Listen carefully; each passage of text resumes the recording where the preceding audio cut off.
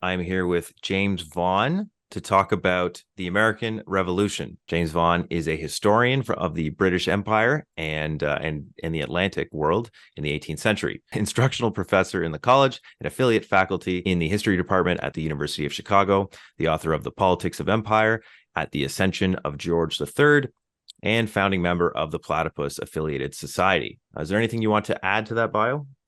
Oh, no, that's very comprehensive. Okay. The reason I brought James on is that the Marxist analysis of the American Revolution is normally counterposed to that of kind of non-Marxist left. For example, the 1619 Project. Today, I thought we would explore how even the Marxist analysis of the American Revolution can fall short of grasping the full significance of the event and of America more generally.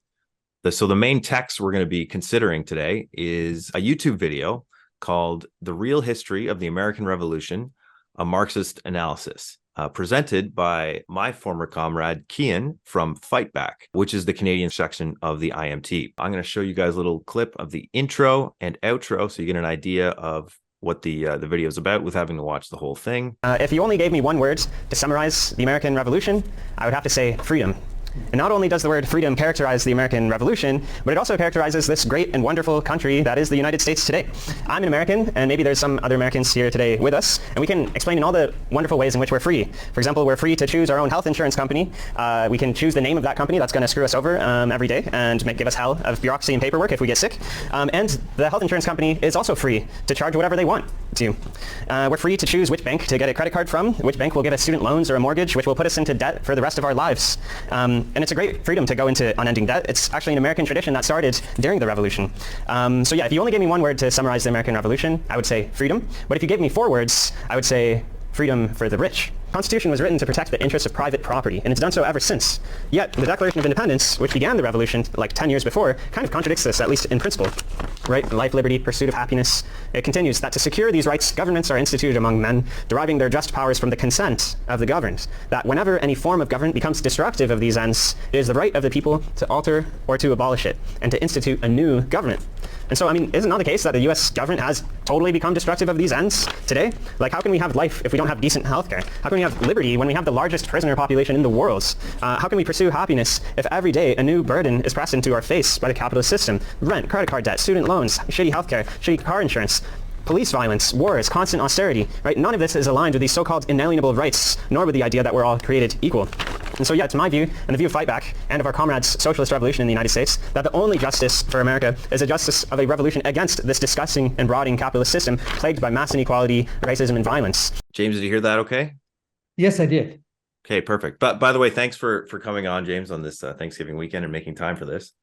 Well, thanks for having me. I appreciate it. So you watched the whole video. My first question is, like, if you were to grade this as a paper for a Marxist analysis of the American Revolution for one of your students, what grade would you give this? Oh, that is tough. I hadn't considered it in those terms. The first thing to say is that we all sound less serious in that kind of Mickey Mouse fast forward voice Yes. that we just heard your former comrade in. It's a serious effort to analyze the American Revolution. I think that one would have to grade any paper on the basis of the resources and the texts and the discussions that the instructor provided. And it's just simply the case that most of the existing Marxist sects and organizations don't provide adequate resources, discussions, text for really thinking about and discussing the American Revolution and its relationship to the present. So grading it in its own terms, it's a perfectly fine analysis of the American Revolution from a kind of perspective of contemporary Marxist sects. That said, I think it falls well below the threshold of classical Marxism and the classical Marxist understanding of really the epoch of the classical bourgeois revolutions in general and the American Revolution in particular. Let's just go off some of the main points that he discussed in the intro itself. So the first one was he used the words freedom in scare quotes. He mentioned that it was freedom for the rich, and it was really the freedom to be exploited and oppressed. I think that the main problem with the presentation is that it doesn't get at the depth of the problem we face. Meaning, it basically seems to suggest that it can hold up the documents, the Declaration of Independence, and later in the presentation, your former comrade talks about Thomas Paine's common sense.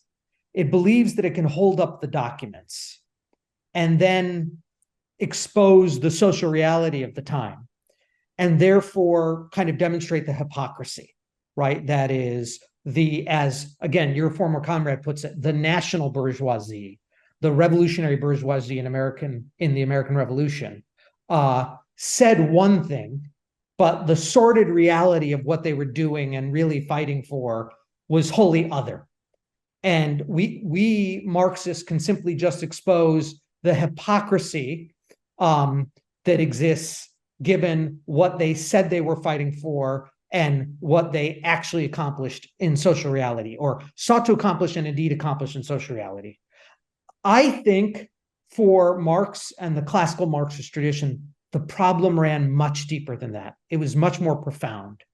And I realize that this might seem objectionable to many contemporary Marxists, but I would suggest that we should think of what the Fight Back presentation said as being, or let me put this another way.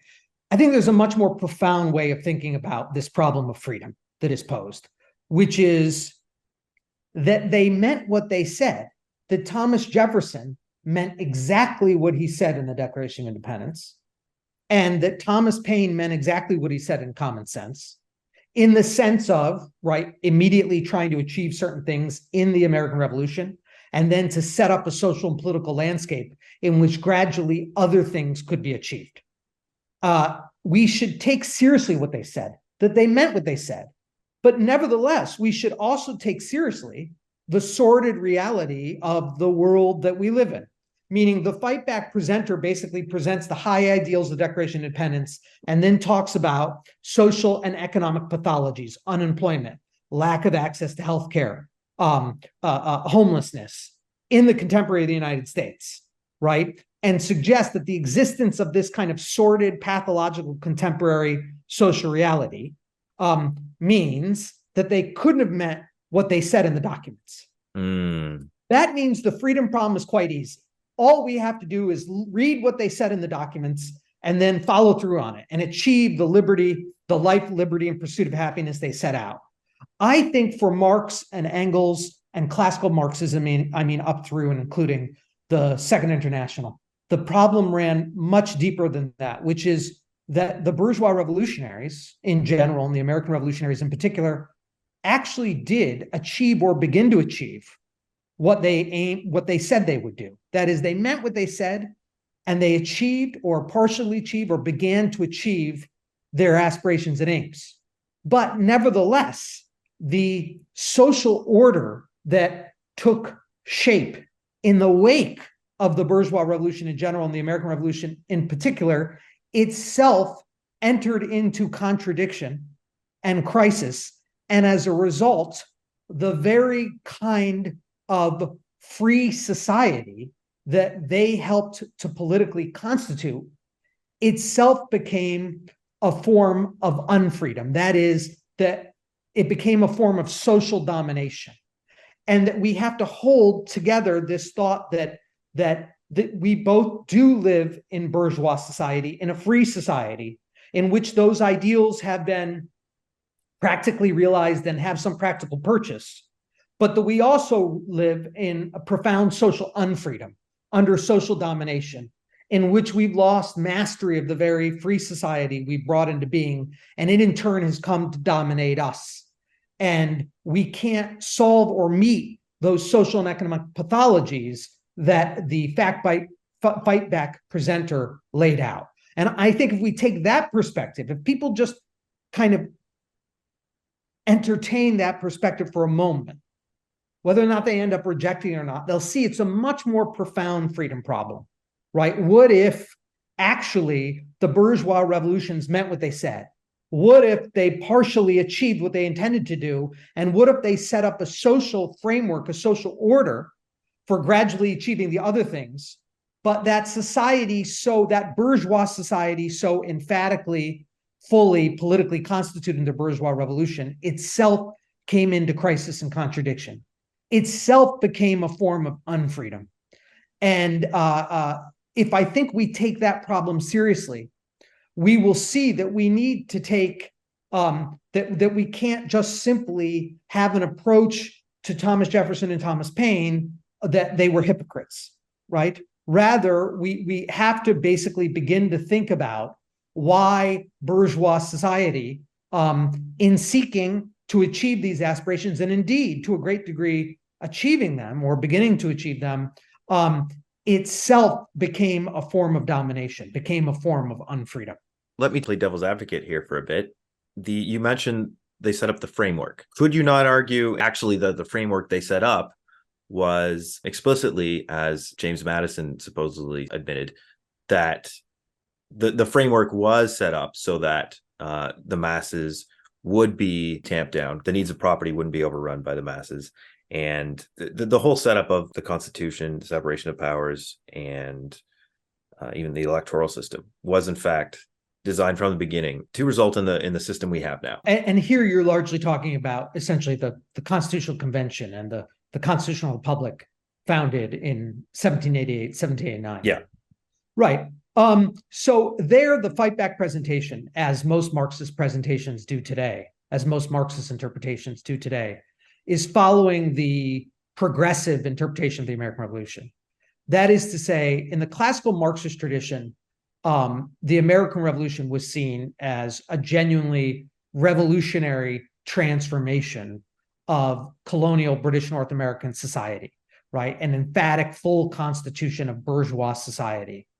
And it was also seen as a whole, meaning when Marx and Engels spoke of British North America as the place where one great democratic republic sprang up, they were speaking about the entire American revolutionary experience, from the beginnings of the colonial American resistance movement in the wake of the 7 Years' War in the early 1760s, all the way up to the ratification of the Constitution, or the federal Constitution, in 1788, and the launching of the new national government in 1789. That was one whole revolution that created the really first successful and enduring modern democratic republic, that is a democratic republic in commercial society in world history.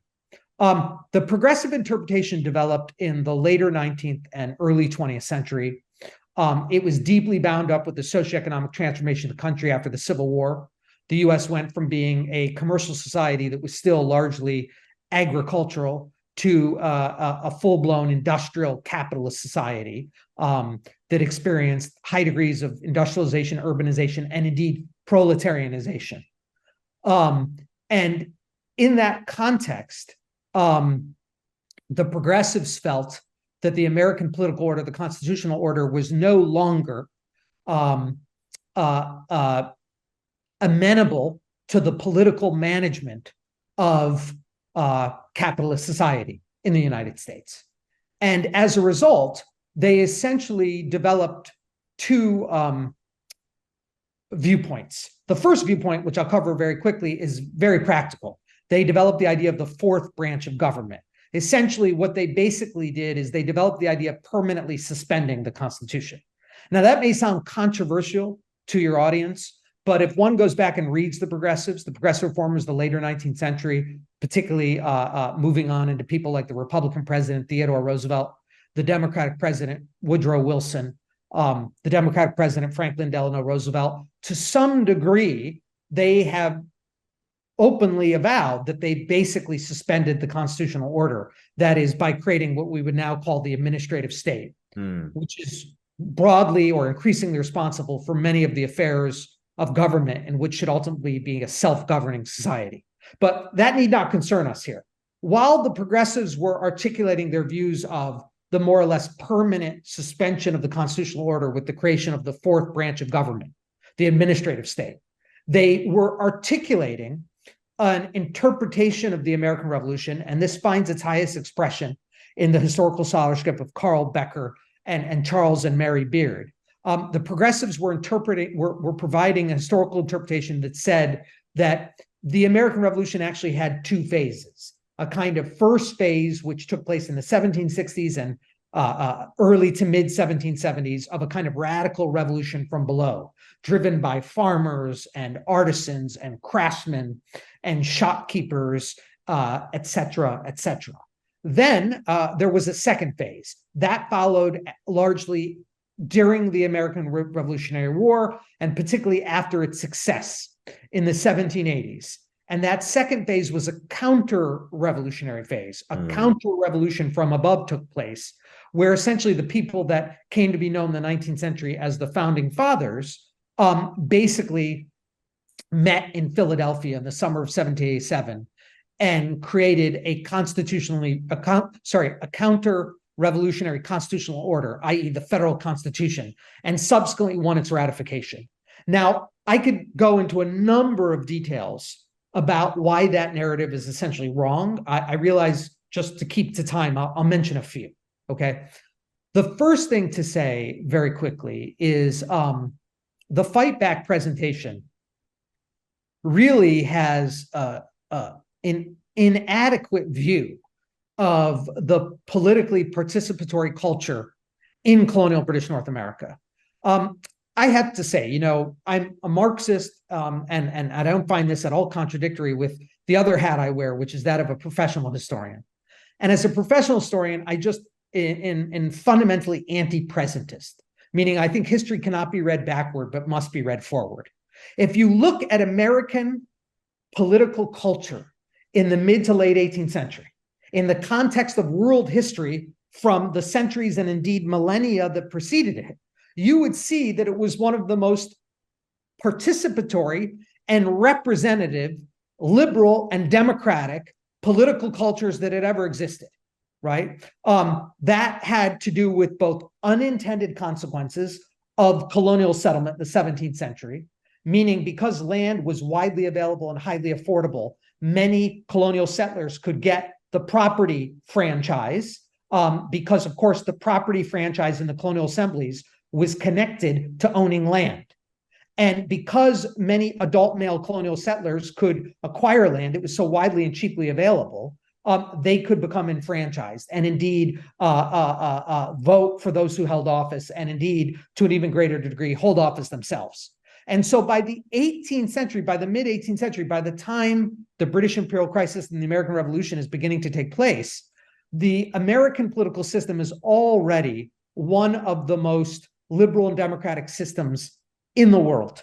40 to 50% of all adult males over 21, have the vote, have the ability to hold those who wield power over them accountable by throwing them out at regular and routine elections based on increasingly equal and proportionate districts and a wide franchise.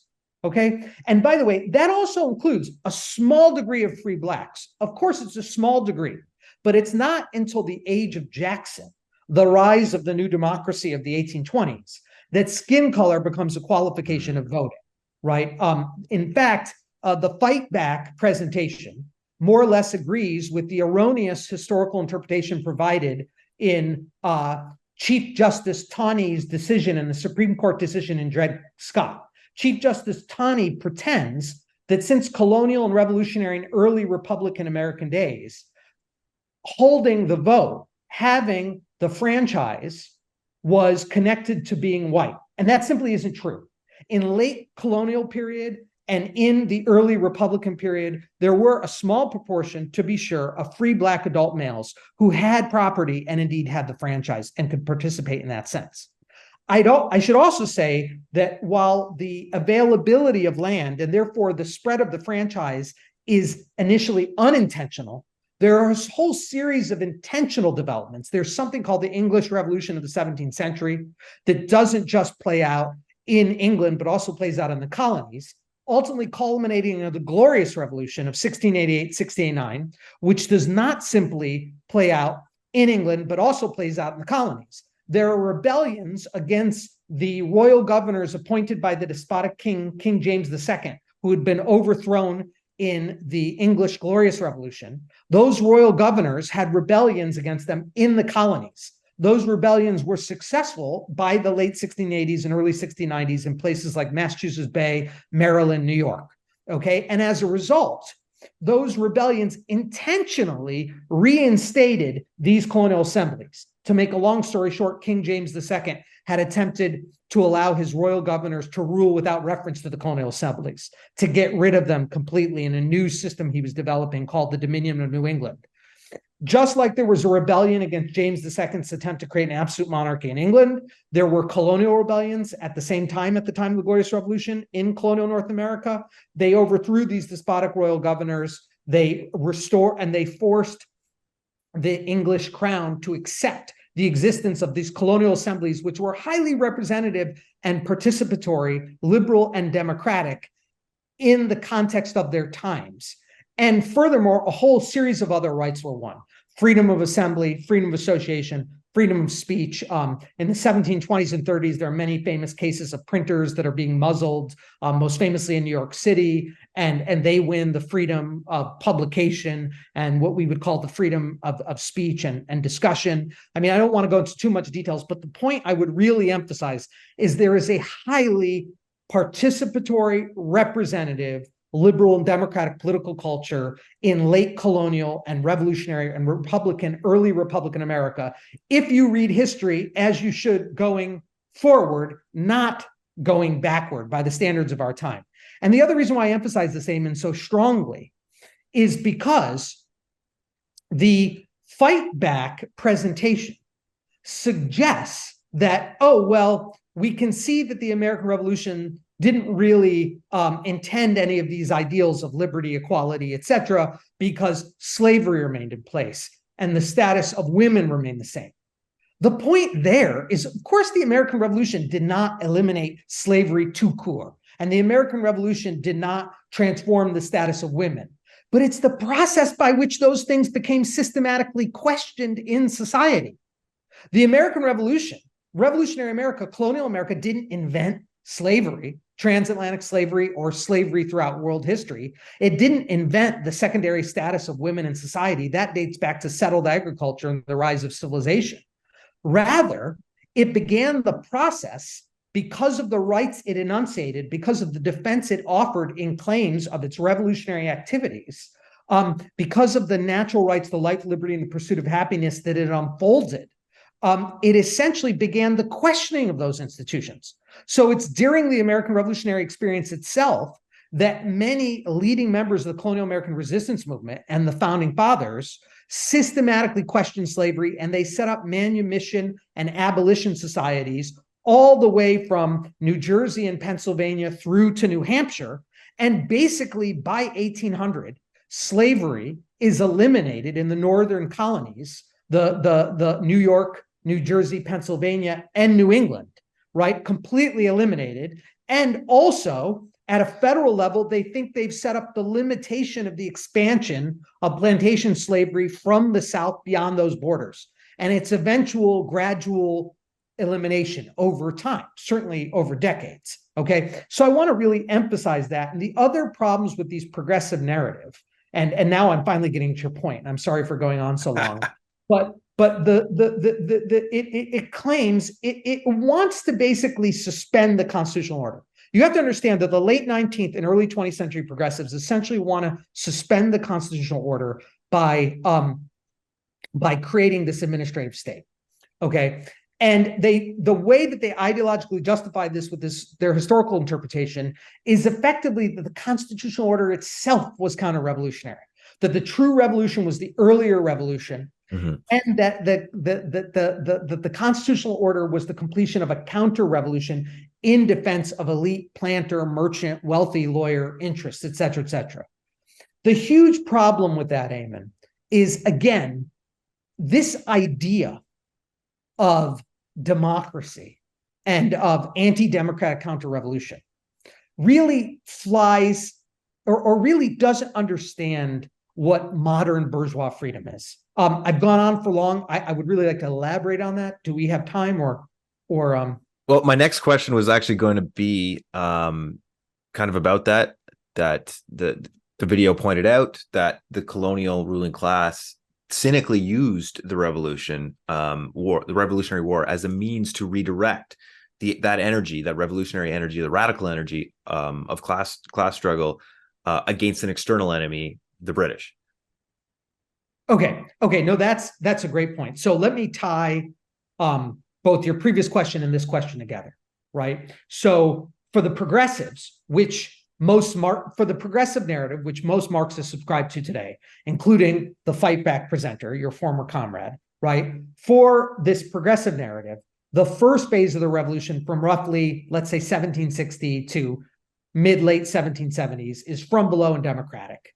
And there, of course, the colonial elites, that is the planters, the merchants, the lawyers, the bankers, they essentially manipulated and mobilized democratic energies and discontents from below to overthrow the British Empire and to simply replace one form of bourgeois elite rule, certainly in this narrative, more retrograde, more old world, more feudal, with a new form of capitalist rule, certainly more new world, less feudal, less retrograde. But that's the essential progressive narrative which most Marxists today subscribe to, right? Exactly what you said, that the colonial elites were already a capitalist class, that the planters, lawyers, bankers, merchants were already a capitalist class, and they essentially wanted to advance a less retrograde, less feudal, more new world form of capitalism against the more retrograde, more feudal, more old world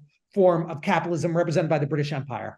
So they mobilized the discontents, the democratic concerns, anxieties, insecurities of everyday people, farmers, artisans, apprentices, journeymen, craftsmen, to basically overthrow the British Empire.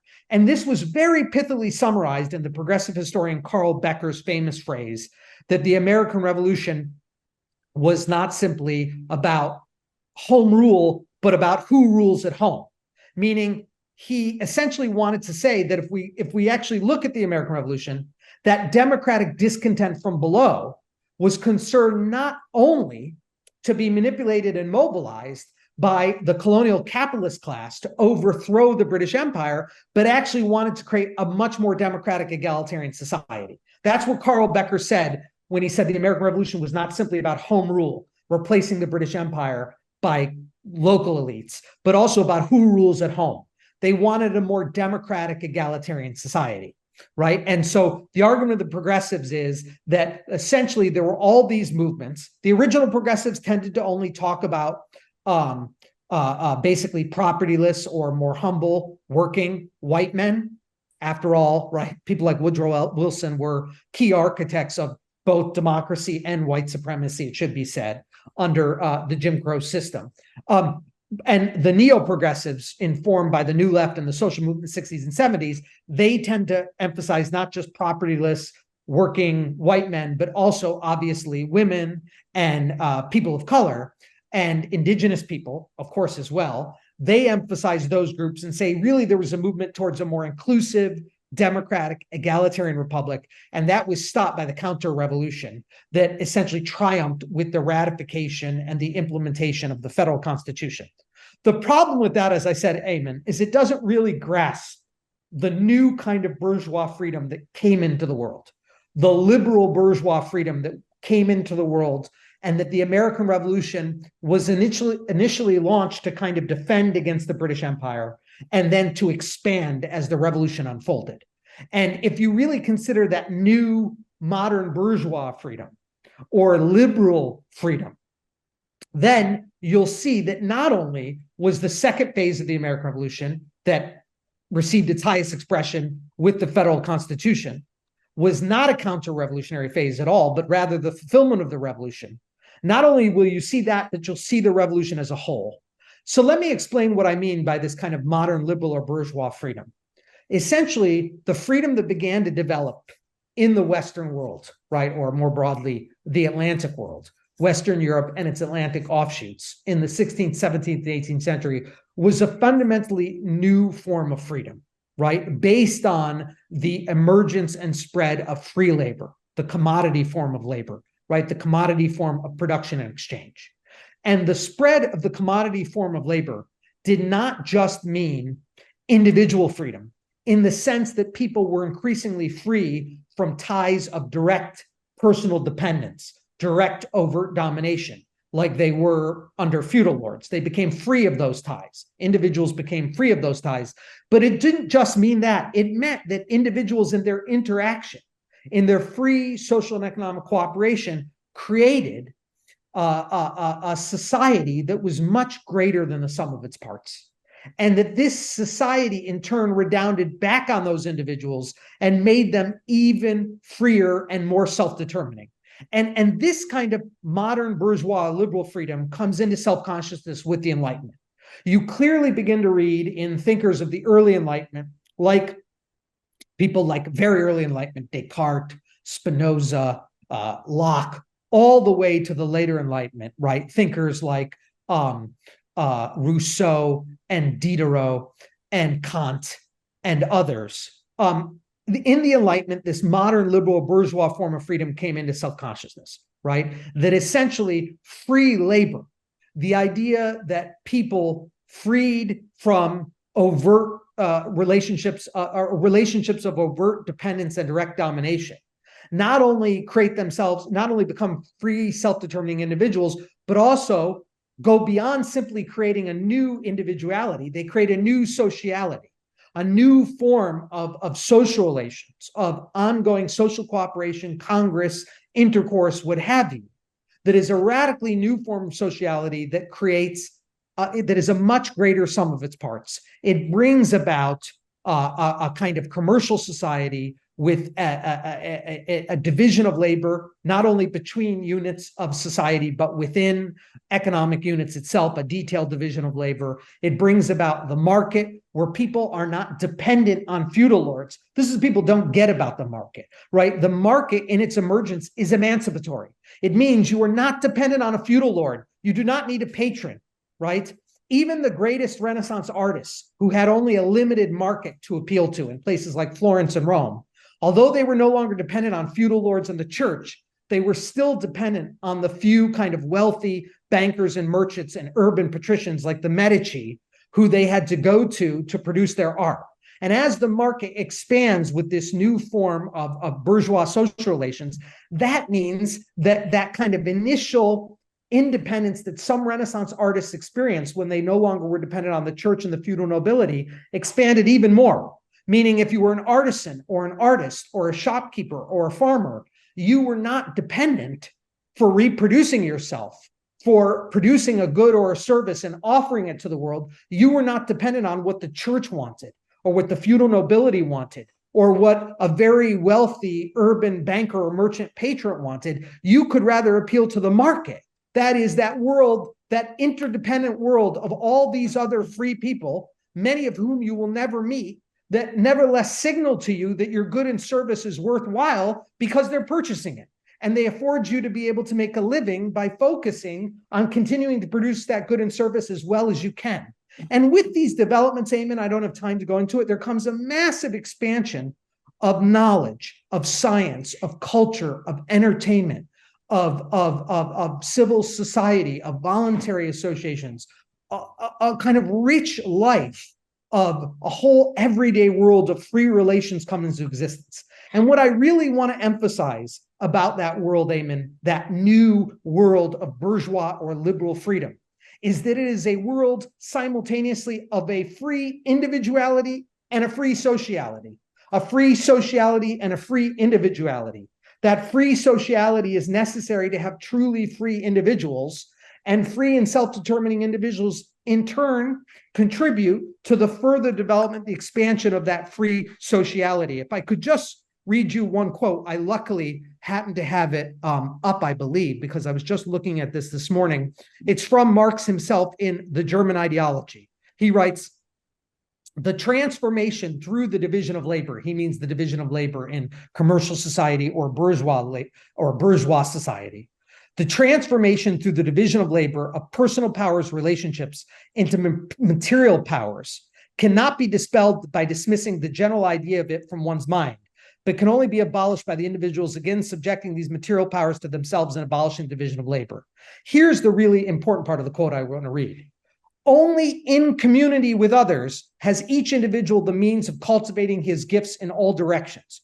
Only in the community, therefore, is personal freedom possible, right? Marx is trying to talk about how bourgeois freedom is simultaneously this new form of free sociality, free community, and free individuality, an increasingly self-determining individual. His point, though, is with the full development of the capitalist mode of production, that free sociality comes into crisis and contradiction. So how does this connect back to why the second phase of the American Revolution, culminating the federal constitution, is not a counter-revolution? I spent a lot of time unfolding what this new modern bourgeois liberal form of freedom is, and I did it because you can't really understand anything about the constitutional architecture of the United States put in place in 1787, 1788, if you don't understand this new bourgeois form of liberal or modern freedom, this kind of new form of modern freedom that the Enlightenment brought into self-consciousness. And the American revolutionaries, above all, the architects of the constitutional order, people that you're probably familiar with, like James Madison, who was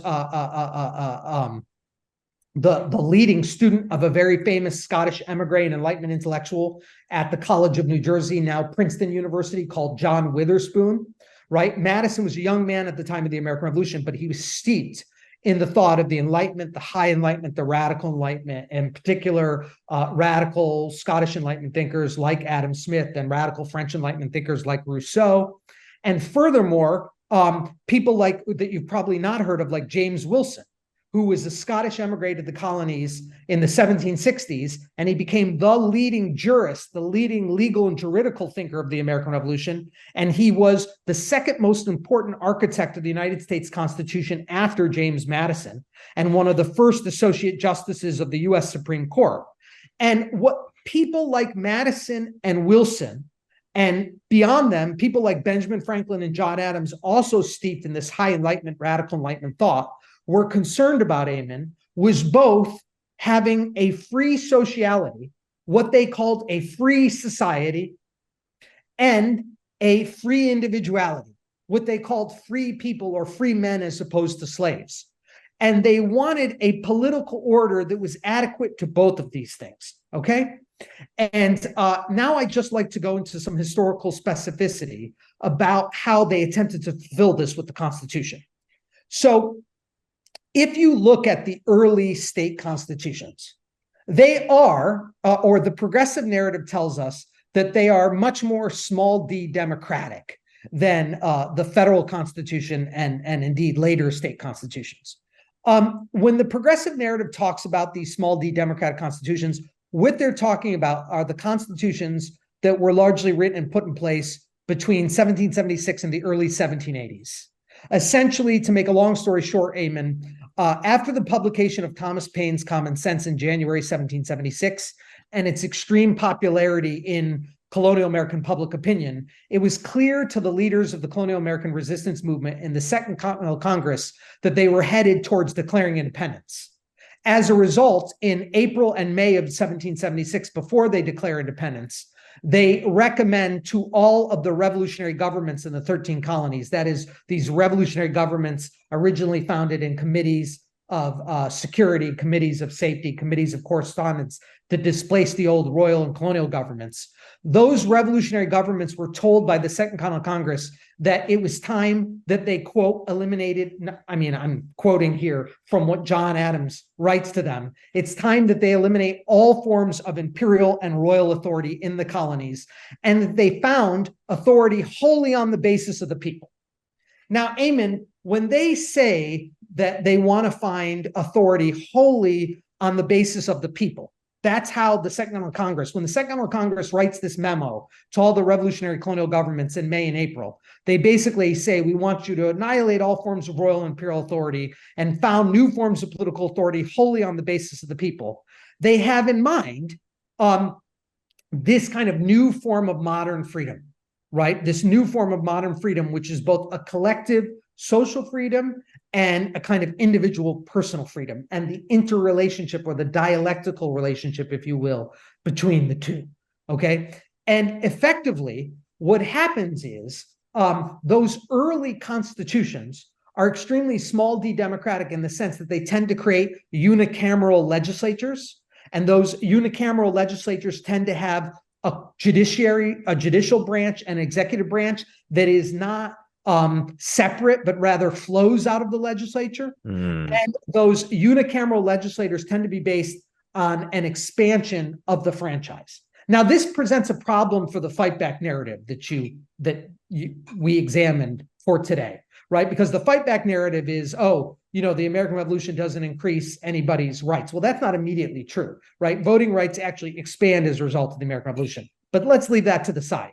So when the progressive narrative, when contemporary Marxists say there was this more democratic base, they're talking about these small d democratic constitutions that were founded on the authority of the people and that tended to have either bicameral or unicameral legislatures without very strong separation of executive and judicial powers, and with a very wide proportion of the population having the vote in franchising, particularly free adult males, both white and black free adult males. The problem now, of course, the reason why the American revolutionaries pursued that avenue in the later 1770s and early 1780s, Eamon, is because they were reacting to the British Empire. During the British imperial crisis, the British Empire essentially tried to create a bureaucratic and military autocracy in colonial America. They tried to create an imperial state, an imperial tax collecting, wealth assessing bureaucracy, and an imperial standing army that was responsible only to the unreformed and unrepresented British Parliament, dominated by the bewigged land elite in London, and responsible only to the crown, which was based on hereditary succession. So the American revolutionaries are initially trying to prevent this imperial autocracy, which would make them ruled by an unrepresentative, unreformed parliament and crown. And the primary way in which this imperial autocracy is threatening them is it intends to rule without reference to the colonial assemblies.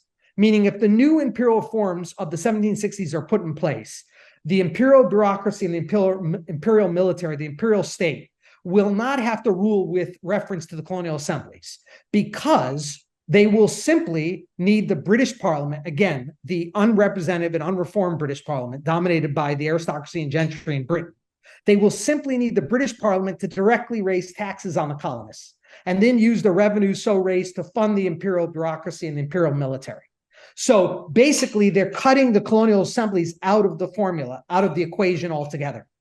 And the colonial assemblies are the primary way in which the colonial American population, colonial American society, can hold the British Empire, the British Crown, and the British Parliament to account for imperial policies and the way the empire is governed.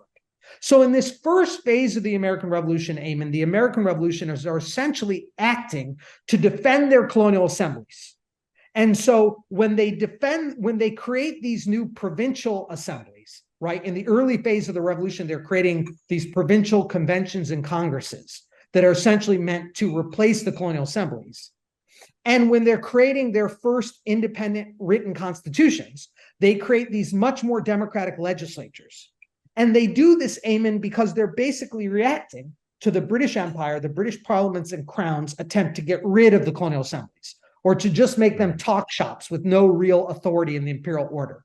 And as a result, their first action is basically to defend the colonial assemblies. And when they decide by 1774, 1775, they can't really defend the colonial assemblies successfully anymore, they set up their own revolutionary assemblies, provincial conventions and congresses, and eventually they create written state constitutions that establish new legislatures. And of course, they're most concerned about making those assemblies as democratic and accountable to society, to the colonial population as they can. So it's no accident that when John Adams writes in April 1776 a document called Thoughts on Government, where he's advising these revolutionary provincial congresses and conventions how to write new state constitutions. He's saying the legislature is by far the most important thing, and it needs to be as representative of society as possible. And by the way, it's in that moment where Abigail Adams tells him, hey, you want to make this genuinely representative society, you should include some women. And furthermore, if you really want to rebel against all forms of arbitrary power, right, she famously says, arbitrary power doesn't just exist in empire and monarchy and aristocracy and oligarchy, it also exists in patriarchy. I'm saying this only because it's precisely the process of the unfolding of the American Revolution's ideals and practices that makes it even conceivable, indeed possible, for Abigail Adams to think about a political order that might, to some degree, represent and be held accountable by women. But sorry, moving on from there, Adams really says create as democratic a legislature as you can and make it as accountable you can. And they do. The problem, Eamon, though, is by the 1780s, now we're moving ahead from the 1770s to the 1780s. By the 1780s, essentially, the new state governments, particularly with these more democratic legislatures, which are often unicameral, they basically introduce a problem which people like James Madison and James Wilson identify with the term tyranny of the majority. Meaning there's some view, which is really erroneous, that Alexis de Tocqueville invents this term, right? And I just want to say this here, just to correct the historical record. Tocqueville not only does not invent the term or the concept of the tyranny of the majority, Tocqueville takes a great deal of what he says in Democracy America from the American Revolutionary documents, from the Federalist Papers, without acknowledging it. But that aside, effectively, what they argue, what people like Madison famously argues in a document called The Vices of the Political System in the United States in 1787, what James Wilson argues, what Benjamin Franklin argues, what John Adams argues, is basically that there's not just the arbitrary power of a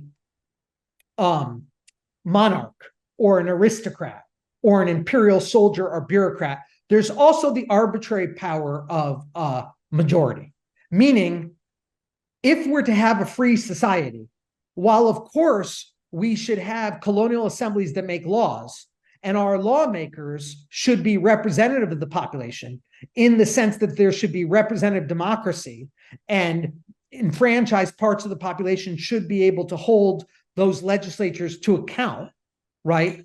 Nevertheless, we also need to be absolutely free as individuals.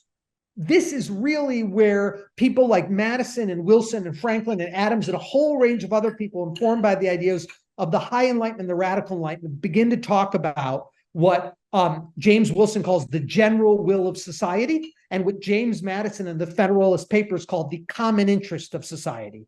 And what they mean by that is, you, Eamon, simply as an individual in society, you have two interests. You have an interest in cooperating with other people so that you can benefit from social and economic cooperation, but you also have an interest in being free and self-determined, right? It is the case in that a well-organized civil society, in a free civil society, you simultaneously have a collective interest in enjoying the cooperation that's only made possible in a free society, but you also have an interest in being a self-determining individual, right?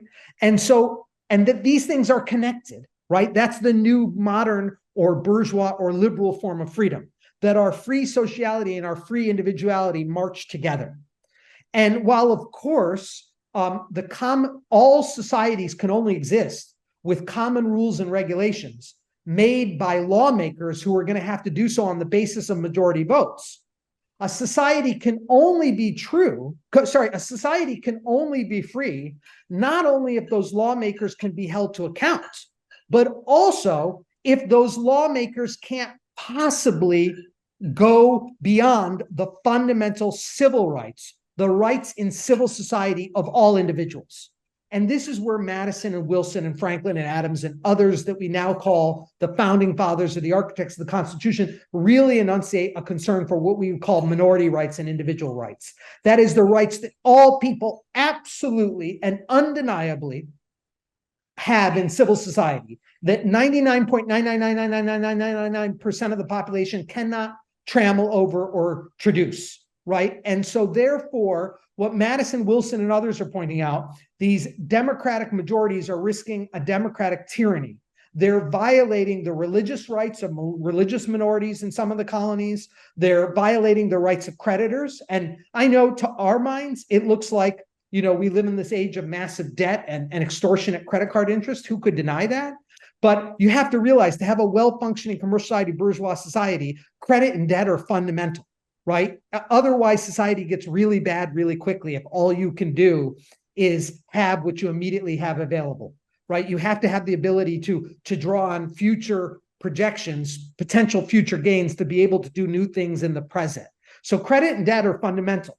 And places like Rhode Island, the Rhode Island Assembly, are risking canceling debt and credit relations, which is going to destroy credit and debt throughout society as a whole.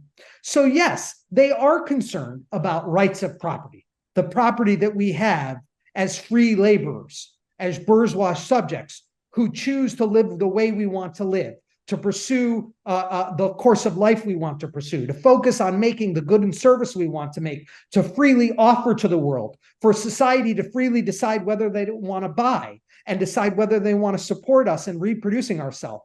Yes, of course, they're concerned about all of our individual or minority rights in civil society, our rights to free speech, our rights to accumulate and earn property, our rights to freely trade and dispose of our property as we see fit, our rights to freedom of assembly, freedom of association, our rights to worship God as we choose or to not worship God at all. All of our civil rights must be absolute. So as a result, Eamon, this is why by the later 1780s, the architects of the Constitution decide that a whole new political order is necessary. And this, to make a long story, way too long of the story, as short as possible, this is why they separate out much more thoroughly the branches of government, the legislature, the judiciary, and the executive. And this is why they think there needs to be a written federal constitution that cannot be transformed without really huge supermajorities of the population and their elected representatives changing things. Their view basically becomes, Eamon, that you can't just simply have a world in which legislatures based on majorities make both extraordinary laws and ordinary laws. Those legislatures should be able to make ordinary laws, the common rules and regulations that allow us to enjoy social and economic cooperation together, right? And of course, if we're upset with those rules and regulations, we can, lobby and make political movements and try and persuade our fellow voters and citizens to change those laws. Okay, so legislatures should be allowed to make ordinary laws, but they should not be allowed to make extraordinary laws. What are extraordinary laws? They're the fundamental laws of the social compact, of the social contract. They're the laws that uphold and guarantee the rights of all people, despite whatever majorities want. And that is the freedom, not just of the property elite, the bankers, the lawyers, the merchants, the slave planters. That is the freedom of everybody in American society, because we all, as individuals, need the freedom that is afforded in civil society, the freedoms of speech, the freedoms of worship, the freedoms of gun ownership, the freedoms of self-defense, the freedoms of assembly, the freedoms of discussion and debate. All of those freedoms are absolutely fundamental, and they therefore are embodied in a written constitution, which is just basically understood as the social compact or the social contract, right? That the social compact and the social contract, the system of extraordinary laws or fundamental laws, must now be written down. That's why they turn to written constitutions. And that's why they turn to the idea that the legislature, while it can make ordinary laws, cannot make extraordinary laws. That requires huge supermajorities of the population and their elected representatives to change, because that represents a change in the fundamental general will or common interest of society. And you cannot make a change in the fundamental general will or common interest of society if simply legislatures can change things on the basis of majority vote. You must have some version of what Jean-Jacques Rousseau talks about in the social contract, where all of society can gather together in a convention or association and debate and discuss and come to the fundamental laws of society. That is, the laws that apply equally to everyone, and that when you create them, you are creating them not simply to subject other people to them, but also to subject yourself to them, because you're not going to be a lawmaker for very long. Once the convention ends, you're going to be a law taker, a law receiver, an everyday citizen. So that's why the second phase of the American Revolution that culminates in the federal Constitution is actually the fulfillment of the revolution, is actually the fulfillment of bourgeois or liberal or modern freedom in commercial society and bourgeois society, because it separates out the legislature, the judicial, and the executive. It makes sure that one unicameral body cannot embody kind of tyranny of the majority, of a democratic majority.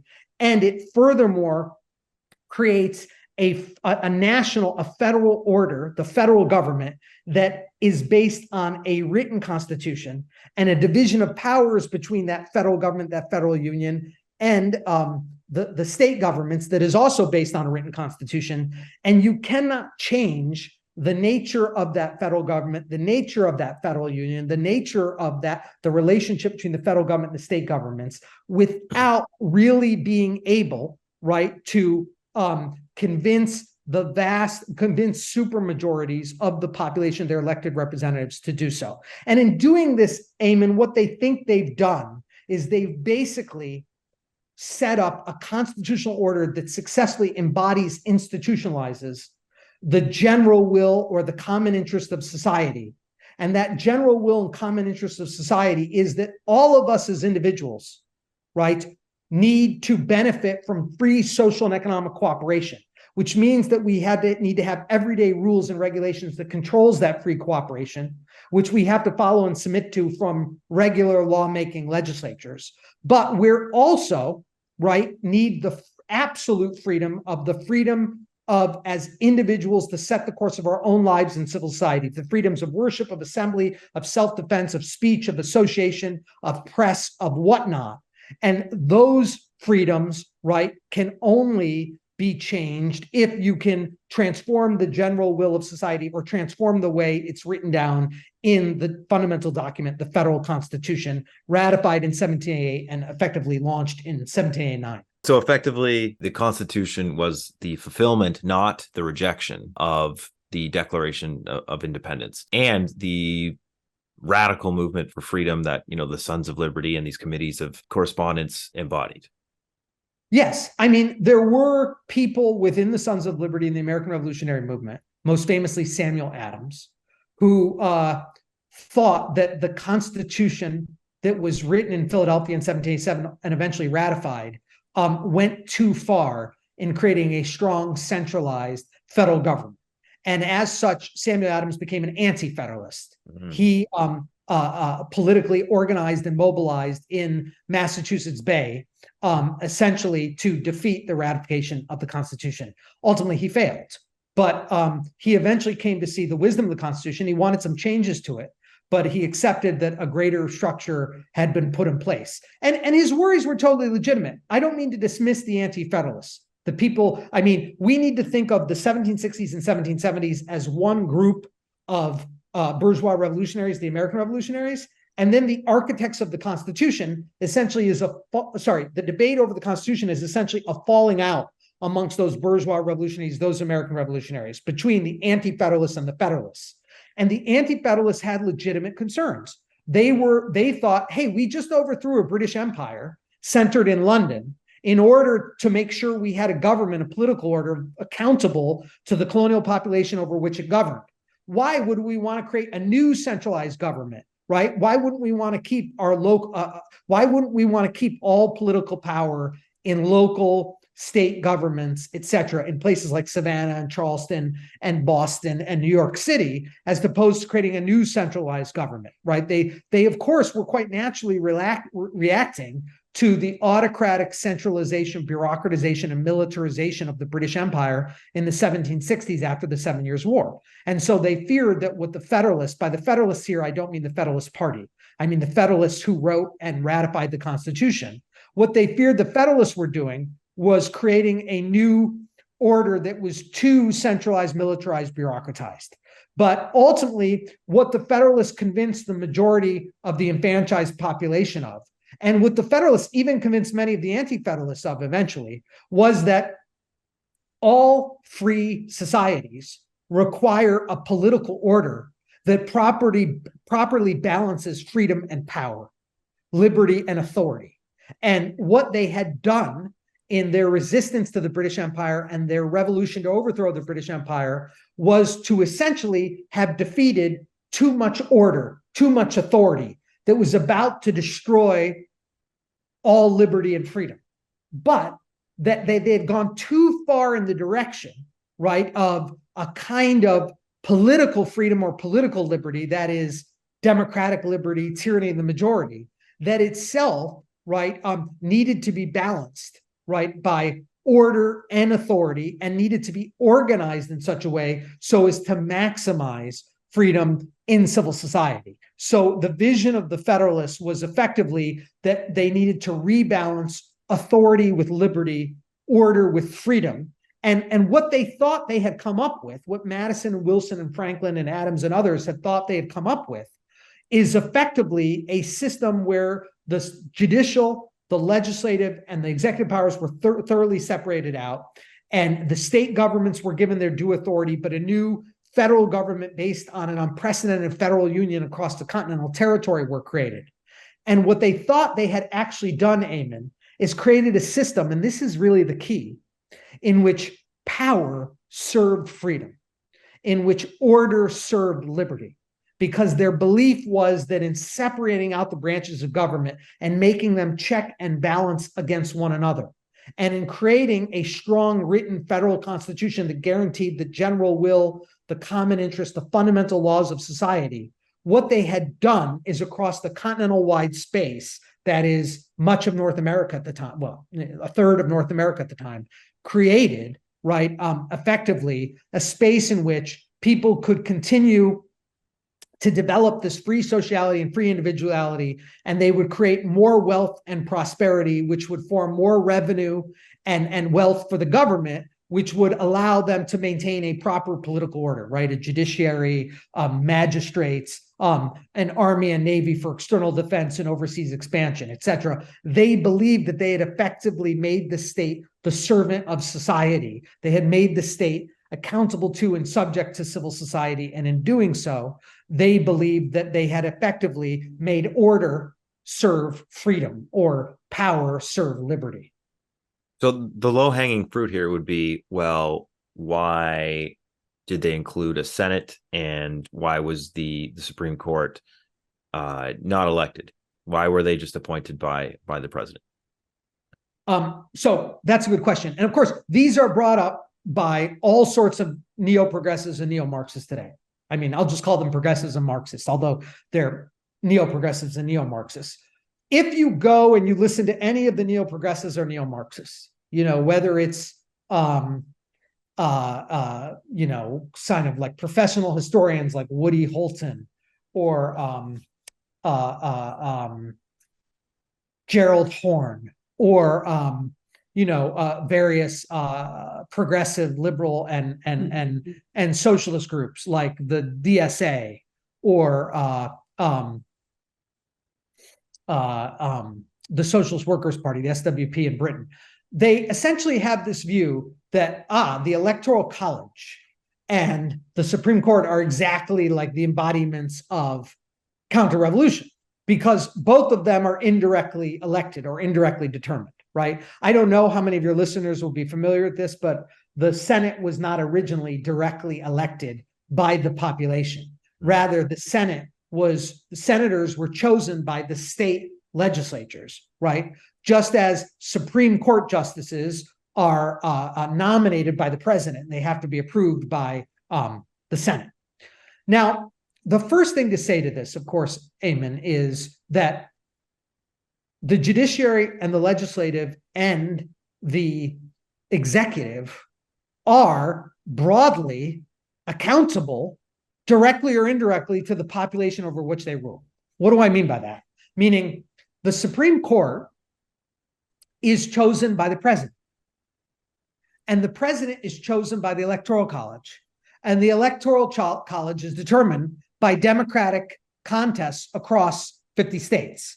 So ultimately, right, representative democracy or democratic or democracy broadly construed, right, is via the Electoral College and the election of a president and the appointment of Supreme Court, ultimately, right, in some indirect sense, determining the members of the Supreme Court. A lot of steps, yeah. It is a lot of steps. But beyond that, the Supreme Court members can be impeached. Now, it has happened in U.S. history that lower branches of the federal court, of the federal judiciary, have been impeached and removed. That is, previously in U.S. history, judges in lower federal courts, not the Supreme Court, but on lower federal courts, have been impeached and removed from their positions. That hasn't happened in the Supreme Court, although you'll recall just recent history, Democrats were threatening to impeach and remove Justice Kavanaugh from the Supreme Court. So there's a second way in which Supreme Court justices are ultimately accountable to the people over whom they make decisions. That is to say, there are regular routine elections to Congress. The House of Representatives has and Senate both have highly democratic elections, right? And the members of the House of Representatives and the members of the Senate can impeach and put on trial and ultimately remove the members of the Supreme Court. So there's another indirect mechanism on which they're accountable. Now, moving over to the presidency, it is, of course, the case that the executive branch, as originally envisioned in the Constitution, is indirectly elected by the Electoral College. But the Electoral College is based on a very representative democracy, particularly a very representative democracy for the late 18th century when the Constitution was written. Their view was that these electors that would gather, right, would be a kind of miniature arena of the Enlightenment public sphere of the, that there would be basically in the regular elections to the presidency across all the states, there would be the Enlightenment public sphere. That is the free and open exercise of public opinion, the free exercise of public reason to make your case for and against candidates and policies. And then you would elect these electors from the states who in turn gathered, right, and can be another mediating layer, right, even kind of freer from passions and partisan quarrels of the moment that could kind of further debate and discuss, right? But these electors were ultimately determined by the populations in the states. And so therefore, they were broadly determined by those populations, and they were a mediating layer to indirectly choose the president. And furthermore, not only is the president, right, indirectly elected by the people, obviously much more directly today, nevertheless, the president is also accountable. That is, just like a Supreme Court justice can be impeached, put on trial, and removed by the legislature, the president can also be impeached, put on trial, and removed by the legislature. We've had in the living memory of everybody watching this, 2 of these occasions, and probably you're younger than me, Eamon, but probably even in your living memory, 3 impeachments, right? None of them resulting in accessible removal, but they did happen. Now, I would just add to all of this that people who think that the fact that, as you say, there are so many indirect layers, right, to the president and the Senate and the Supreme Court being accountable to the people, that makes us somehow less free. I'm not saying you would say that, but a lot of people would claim that. I actually would claim, and this is what's missed, that in bourgeois society, it makes us more free.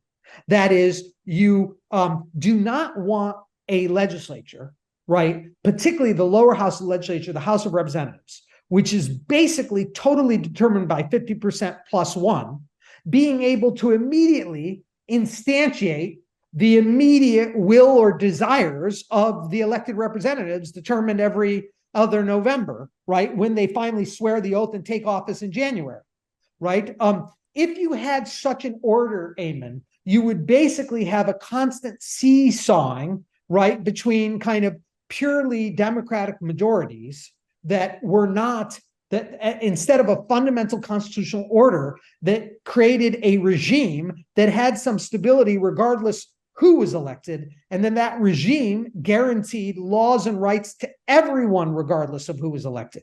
So I would actually insist, while of course ultimately we need to understand that the House of Representatives and is highly democratic, and today the Senate is highly democratic. And of course, they're the appropriate lawmaking bodies. They make the common rules and regulations, the ordinary laws that govern our everyday life in civil society. It's nevertheless also really important that there are checks and balances on them provided by the executive and the judiciary, and that the judiciary and the executive are not immediately accountable to the same majority-based electorate that determined the House of Representatives and the Senate. That actually is a fundamental site of our freedom. I know that may be hard for a lot of people to swallow, right? But I'm sure that in the wake of, I'll say something that will be controversial to a left-wing audience, but I mean what I say, and I uphold this as the classical Marxist position. Think about the Sandy Hook school shooting, that devastating shooting by that mad teenager of so many of those young children in Connecticut, and the impact it had on the whole country, and President Obama's then President Obama's really powerful speech in the wake of it. You probably could have gotten a majority of Congress eventually elected to basically introduce sweeping gun reforms that would have denied gun ownership rights to many people. The reason why it's important that can be struck down, I mean, it wasn't really attempted. I mean, we can debate how possible that was, but one can imagine it happening. The reason why it's really important that the Supreme Court, right, exists and can strike down such gun control laws, either a hypothetical one, like a kind of a counterfactual Sandy Hook situation, where in the wake of that, there was a massive outcry by the wide majority to eliminate effectively gun ownership or wide gun ownership. The reason why it's important that the Supreme Court can strike down those laws is gun ownership, self-defense, and the right to revolution. Genuine independence is a fundamental freedom in civil society, right? I can't stress enough your ability to own a gun and to have a gun to defend yourself and to hold your right to revolution is fundamental to your independence. It makes you not dependent on anybody else and subject to any form of direct domination of overt coercion. And that is part of your fundamental rights in civil society. And the reason why it's really important that you have a Supreme Court that can basically strike down such congressional legislation, assuming it gets the approval, the assent of the president.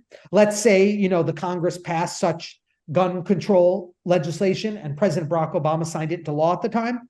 The reason why it's important that the Supreme Court could have struck it down is because the Supreme Court has the power of judicial review.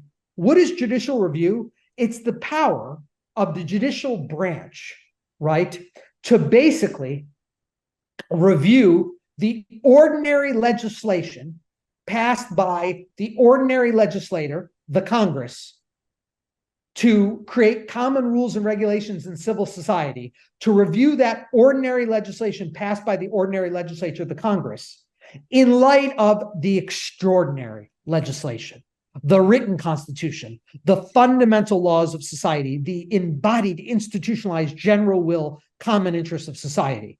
And the fact that the Supreme Court can say, we don't care that super democratic majorities elected a Congress and got a president to approve legislation that got rid of gun ownership. We don't care because even if 99.99% of the people want this, this is nevertheless in the written constitution, which is the fundamental law of society, which is the general will and common interests of society. These are laws that apply equally to everybody. And these are laws that you can only change with certain extraordinary procedures and measures. And therefore, we, the Supreme Court, strike down that law. And that, Eamon, is a peaceable way in which people's fundamental civil rights, their civil liberties, their most fundamental rights in civil society can be upheld by a government based on a strong separation of powers, where one branch of that government that is not as directly responsible to the democratic electorate that determines another branch of that government can bring about change. In other words, that's a way we can have peaceable, legal change in society, and we don't need violent revolution or upheaval every third Sunday, right? That's a way, because the Supreme Court and more broadly the federal judiciary, right, is not immediately accountable to that same democratic electorate that elected the Congress. It means that they're freer in their exercise of the capacity of judicial review and to strike down ordinary legislation of Congress in name of the extraordinary legislation that is the written Constitution, the federal Constitution that embodies the general will of society. And the fact that they can do that upholds the fundamental freedoms of all of us in civil society as individuals. It means that we're more free as individuals in civil society, and it means that we don't have a revolution or a riot or, violent rebellion every third Sunday, because our fundamental individual civil rights are upheld by the federal judiciary and the Supreme Court. So to play devil's advocate again, if the founding fathers and the Constitution set up this framework of checks and balances that protect our fundamental freedoms, and all the branches are fundamentally democratic at the end of the day, then is the current state of American government and society and the seeming lack of freedoms and seeming failed promise of the revolution, is that our fault as citizens? Well, I'm not technically American, but is it their fault for not fully taking advantage and using these freedoms and these democratic processes? I mean, the simplest answer to that is yes, but it is more complicated in this sense, which is to say, let me just make a very straightforward declaration. Yes, right? The problem is not in the stars. It's not in our DNA. It's not in some it's not in some unchanging trans-historical white supremacy or racism or patriarchy or heteronormativity. The problem is in ourselves. And the constitutional order, right, and what is considered its ossified or antiquated mechanisms, such as the Senate or the Supreme Court or the Electoral College, is not the problem. That is simply another apology that the left offers for its inability to have any practical influence and purchase on the world, right? The left is, obviously gone far down the drain, right? You do have people on the left now that claim it's in the stars or it's in our DNA or it's beyond our control, insofar as they see all of our problems rooted in a politically unchanging trans-historical form of white supremacy or racism or patriarchy or what have you. And blaming the federal Constitution and the U.S. constitutional order on this is just another way of essentially avoiding the problem, which is that we're not even in a position where we can talk about what's living and what's dead in the U.S. constitutional order. We're not even in a position where we can meaningfully talk about where we want to reform or change or perhaps eliminate altogether the U.S. constitutional order, right? Meaning people write these books, like one by the professional historian David Wallstreicher, Slavery's Constitution, or another one, the 1619 Project, right? Or people influenced by them. People write these newspaper essays and these pamphlets and these books, basically suggesting, if we could just get rid of the fact that in the Senate, all states have 2 senators, and California, right, bigger than most European countries, only has 2 senators, and Wyoming, smaller than a single neighborhood in Manhattan, has 2 senators. That if we could just get rid of this, we could achieve our goals. If we could just get rid of the Supreme Court, we could achieve our goals. If we could just change the way the president is elected, we could achieve our goals. This is all really an apologia. This is all really a cover for the fundamental inadequacy, inaction, and failure of the left. And by the way, I want to say very clearly, I include myself in this, meaning I am just as much in this failure of the left that affects and afflicts all those members of the left and the wider society. And here's what I want to mean by that. It may be the case, Eamon, that we indeed do need the left, and more particularly here I'm speaking to the socialist left, that is a left that would be rooted in a proletarian socialist workers movement. Any socialist left may indeed need to confront or may indeed need to call for reforms, changes, or even a whole-scale transformation of the U.S. constitutional order. I'm not saying that the U.S. constitutional order is inviolable. Hell, the founding fathers, so-called, themselves made clear, we are not Moses come down from Mount Sinai giving you, right, 10 commandments that are the unalterable word of God. In fact, within the document itself, we've set up an amendment process so supermajorities can change the document. But even many of them thought that the constitutional order may undergo much more drastic transformations than even they could imagine. Madison thought, in 100 years, there'd probably be a whole new political order to replace it altogether. The point of all of this is to say, we're not even in a position where we as a socialist left, or where there is a socialist left, that can really begin to think about what needs to be reformed or changed or eliminated altogether in the federal constitution. Or does the federal constitution need to be abolished altogether? The reason why we're not there is because we're not practically there. We don't have an organized proletarian socialist workers movement in civil society, which you and I, Eamon, would be intellectuals and writers and members of, right? Intellectuals and workers come together in an organized proletarian social movement in civil society that has practical development and practical purchase on society. If that existed, we would begin to have a very, very concrete and practical effects on the political and social order, for better and for worse.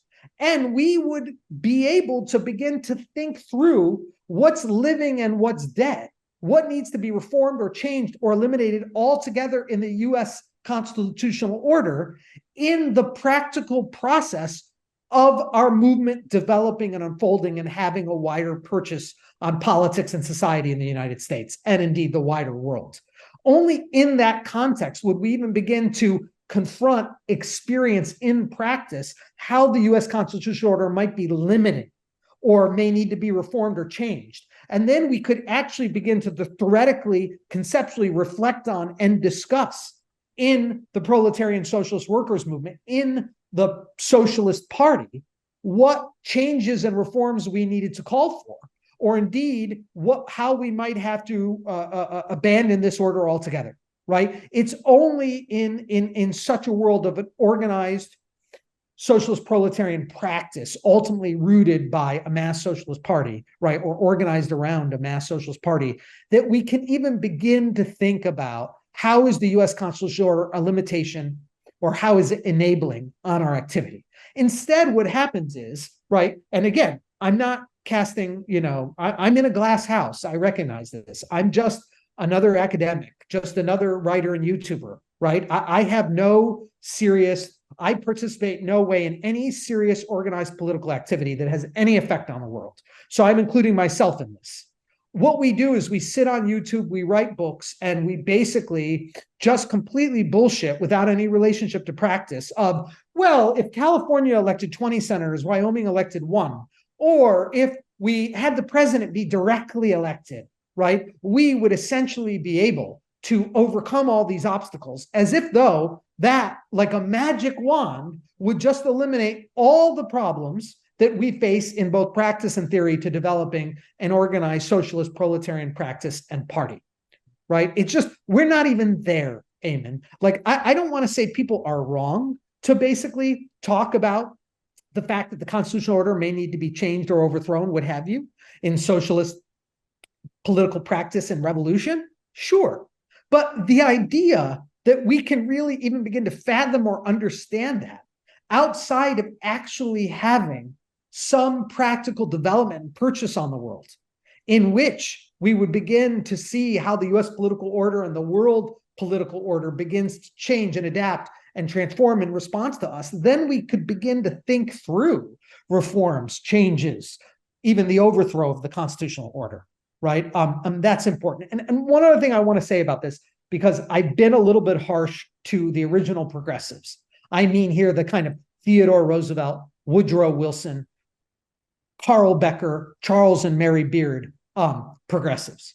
Those progressives talked about suspending the US constitutional order and creating this fourth branch of government or administrative state that would essentially be a kind of political order that managed society, because society was no longer self-governing, right? Because basically, in their view, industrial capitalism had made society impossible to master. And therefore, there needed to be a state that rose above society and became the political master of society. This is, of course, what Marx and Engels famously referred to as Bonapartism.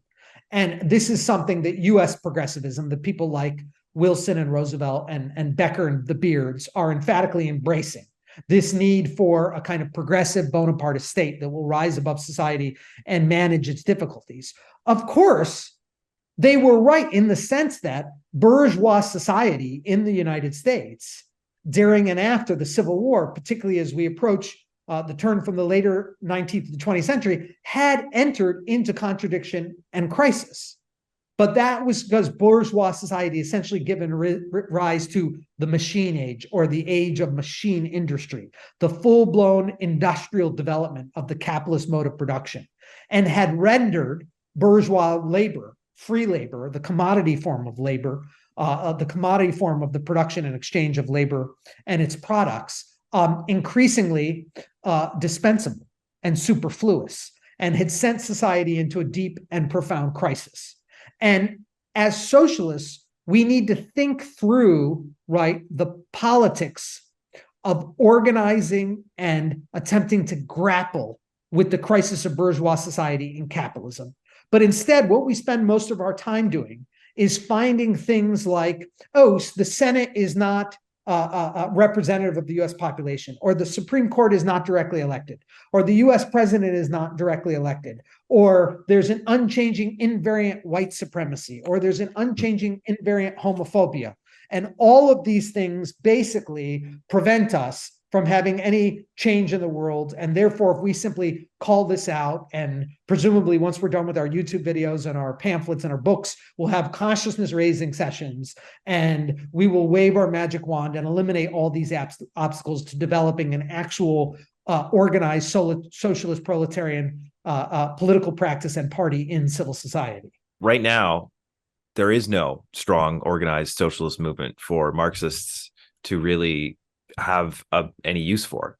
I mean, like, I would say that you and Platypus and even the Marxist sects, like, their function is to keep or attempt to keep alive the traditions of classical Marxism for when the time comes that such movements do reemerge. But yeah, like, I mean, Marx, Engels, Lenin, and Trotsky, all these people that we're keeping alive, they were writing in a time that presupposed these movements. And I think part of the problem for a lot of Marxists, especially in the sects, is that they forget that what they're doing right now is just waiting and keeping the ideas alive. It's not the job of Marxists to build the socialist movement. And I think some of them think that is their job. I mean, for Trotskyists, I was a former member of the IMT. Leadership is our big thing. Leadership is what's lacking in civil society. You were saying, yes, it is our fault. And so we would say that, yes, it's the fault of the left leadership that we don't have this movement and that we've allowed it to die. And their betrayals, their reformism, their Stalinism, this is the problem. Well, I should say I was once, like you, a Trotskyist. In the mid-late 90s, I was involved in the ISO. And I fully understand what you mean, the Trotskyist conception of misleadership. And of course, as you point out, the problem is really much deeper than the Trotskyist problem of misleadership, right? Let's say we got rid of all the misleaders, right? What is there to lead? Do we even know what it means to lead somebody? What would it mean to lead somebody or be led by somebody? I mean, that's how far the problem goes down, right? It's not that there actually is an organized socialist practice and party in civil society that is being misled. And if we simply replace the misleaders or convince the misleaders of the errors of their ways, they could be properly led. I would say beyond the problem misleadership, we don't even really know what being led or leading would entail anymore, right? Because of the complete absence, not for years, but for decades and for many decades, really a century to some degree, of that kind of organized revolutionary social political practice. We can't even begin to think through what it means, I would say, to be misled or led, or to be a leader or a misleader, right? The problem goes quite deep. And the one thing I would comment on what you said about Platypus is just essentially that while we definitely depend on the Marxist sects in the sense that we want people who are in the Marxist sense to talk to us, to write for our newspaper, the Platypus Review, to speak on Platypus panels, to come and give teach-ins to Platypus members so we can interrogate them and question them. While we depend on them, we have a slightly different purpose. That is, we're an educational group. And so our goal is to find or to gather almost like an archaeologist, if you will, the kind of remaining remnants of what had once been socialist political theory and practice, whether they're in specific groups or sects or books or what have you, and to try really and systematically interrogate what are your ideas, what is your understanding, what is your self-conception, right? That's really what we're trying to do, meaning we don't view ourselves as having a kind of like say I had that self-conception in the mid-late 90s when I was a Trotskyist, that essentially I was part of a group that eventually provide correct leadership, right? And I hadn't really until later in my 20s and particularly through my encounter with and helping to form and be formed by Platypus, that I came to really, have a sense of the real depths of the problems. And I would just say that what makes Platypus different from the sects is that we're much more of an educational group, not a political group, although we have an important relationship with the sects. That is, in order, we want to be able to interrogate, to analyze, to talk to set up dialogue, discussion with the existing Marxist sects, the existing left, to be able to understand their contemporary aspirations and aims, and the aspirations and aims that once lay behind those movements long ago. So we're very much a self-educational project. And I would say the reason why many people will hear what I've said to you today, and will hear what a lot of Platypus members talk about as a kind of apologia for bourgeois society in crisis and contradiction, and apologia for capitalism, is because they will invariably not understand or have a sense of the great distance between Marx and Engels' time and our time.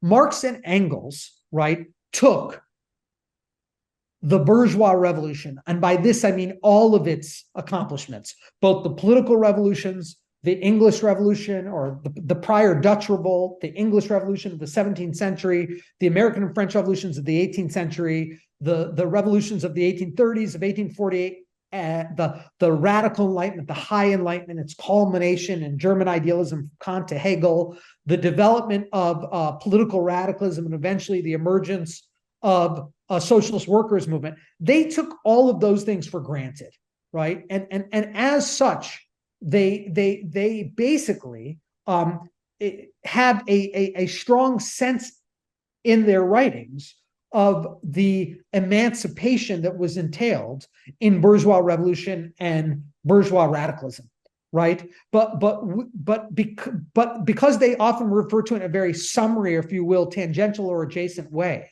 right?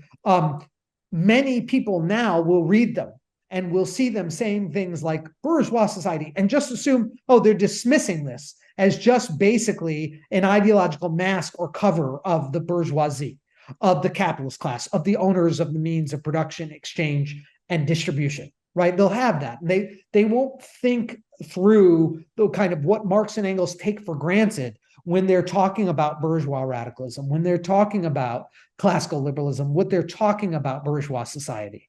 They won't really address the depth of the freedom problem that Marx and Engels are grappling with, that actually bourgeois emancipation achieved something and was set on the course to achieving yet more things. But in the process of its unfolding and developing, right, it came into crisis and contradiction with itself and gave rise to a society that ultimately dominated itself, i.e., the age of capitalism, the fully developed capitalist mode of production.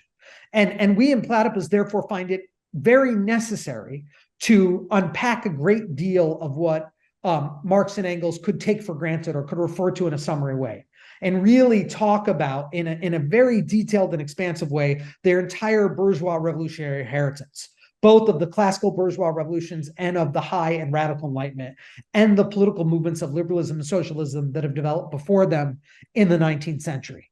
And I fear, or I guess I'm concerned, that a lot of listeners can often hear this kind of discussion as some kind of apologia for present day capitalism when we emphasize, particularly when I'm emphasizing here, the emancipation, the social emancipation entailed in the rise of bourgeois society and its full emphatic constitution in the bourgeois revolutions.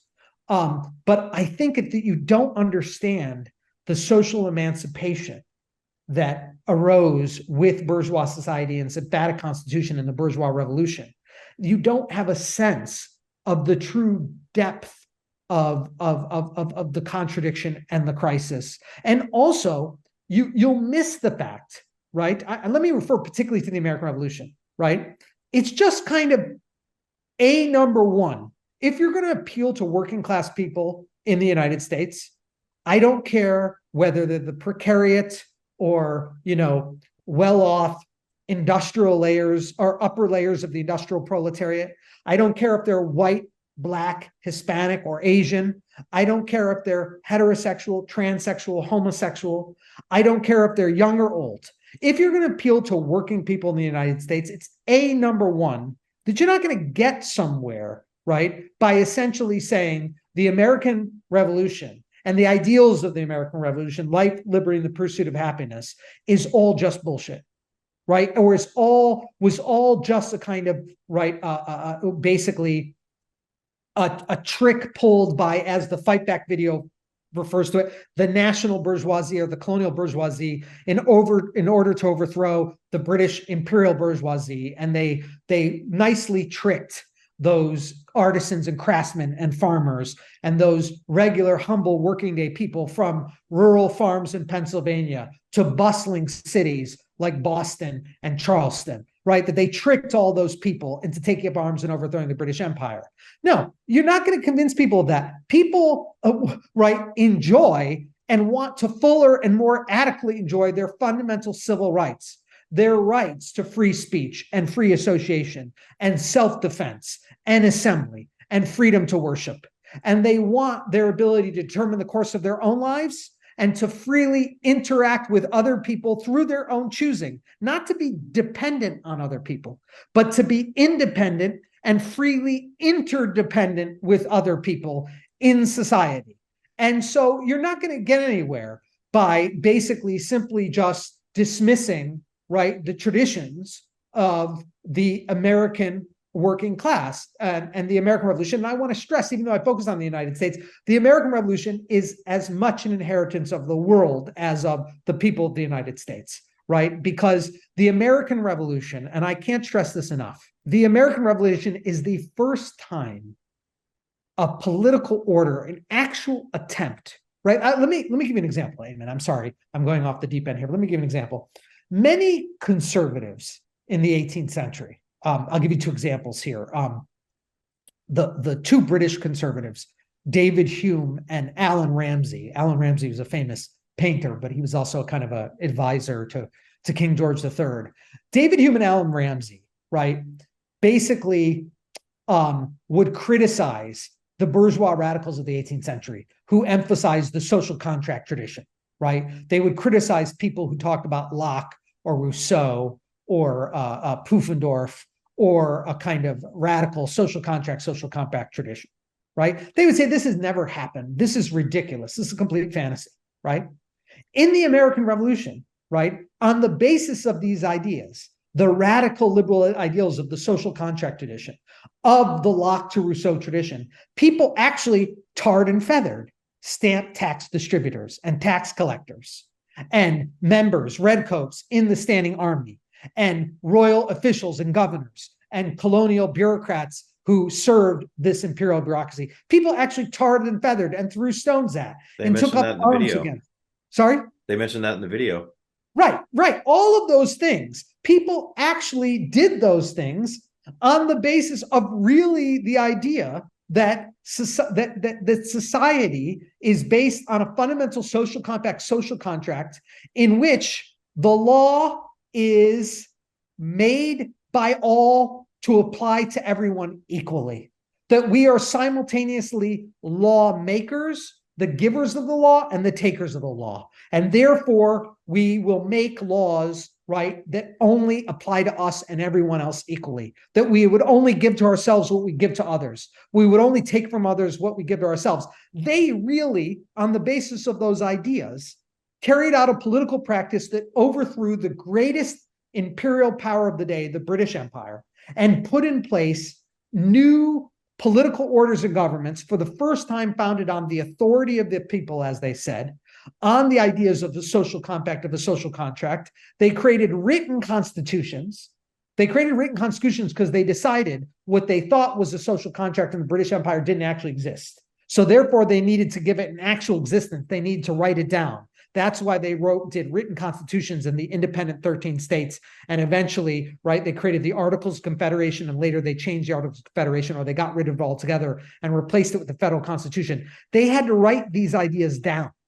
After they did this, right, it was not possible for any conservative, whether they were sitting in Paris or Rotterdam or Lyon or Florence or Calcutta or Tokyo, to say that's a nonsense. That's never happened.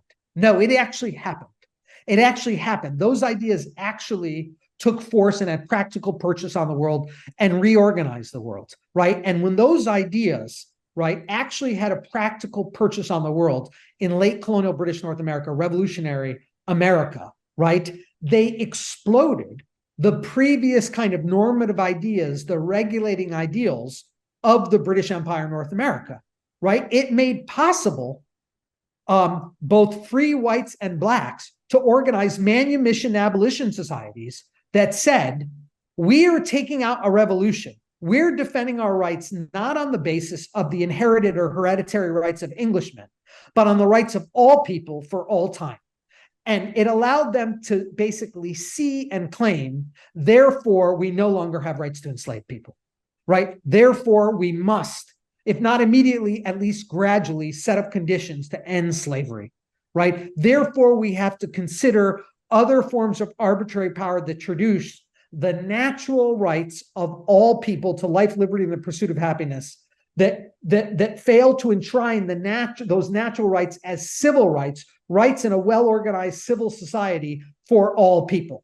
Right? And that is why you get for the first time the questioning of the status of women, the questioning of slavery, right? The first time people actually beginning to question the treatment of indigenous people. Alexander Hamilton is somebody who basically says the treatment of indigenous people by colonial settlers is wrong.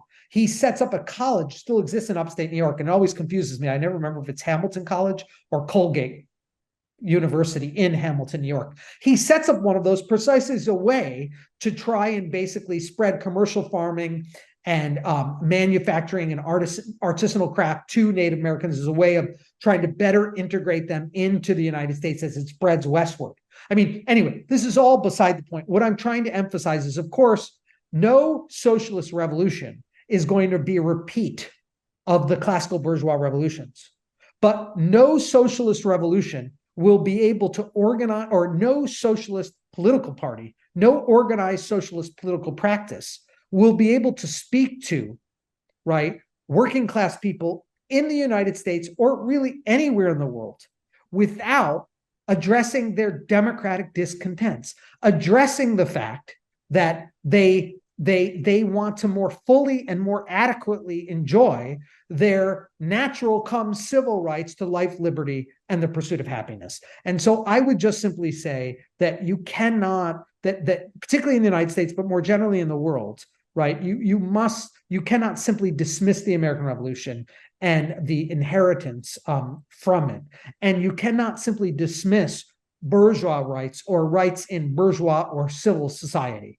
They are the fundamental basis on which I think, we have to speak to and organize with working people to defend the liberal or the bourgeois rights that are constantly traduced in everyday life by the capitalist state, not just in the United States, but everywhere around the world.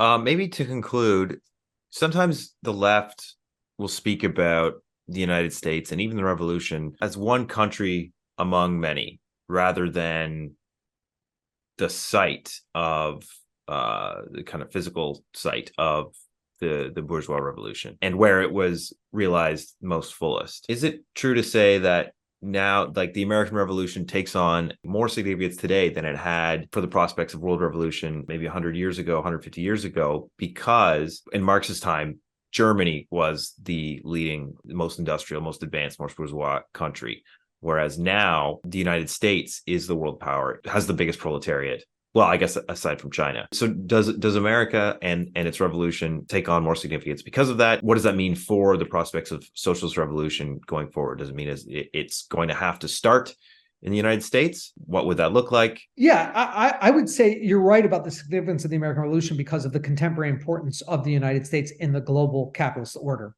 I mean, I should emphasize that the global capitalist order is not reducible to the political power of the United States.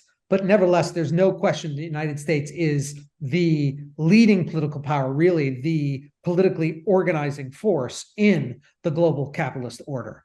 And there's no question the American Revolution takes on renewed salience in the context where the United States has gone from being, right, a kind of colonial, provincial frontier land of Western Europe in the later 18th century to obviously the world's hegemon and leading economy.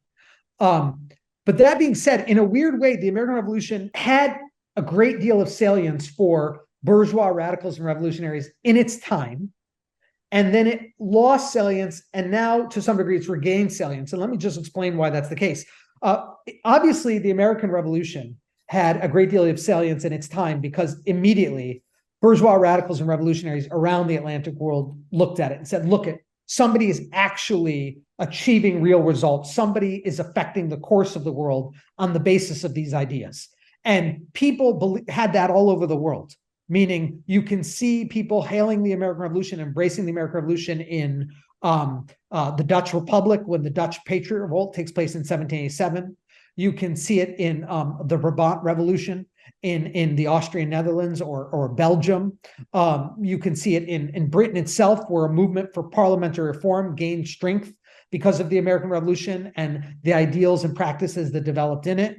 You can see it in Ireland when a patriot movement develops along similar lines. And of course, above all else, and you can also, of course, see it in slave revolts. And of course, the most successful slave revolt of all time, the Haitian Revolution, or the most successful slave revolt of that time, the Haitian Revolution. And of course, above all, you see it in the French Revolution, right? Where the practices and ideals in the American Revolution are absolutely hailed and upheld. But that being said, Eamon, what happens in Western history, particularly in European history, is obviously with the French Revolution and that everything that unfolds from the French Revolution, the Napoleonic Wars, right, and the development in its wake, right, in the early 19th century of a radical workers movement, right, of a radical democratic workers movement, and eventually a socialist workers movement.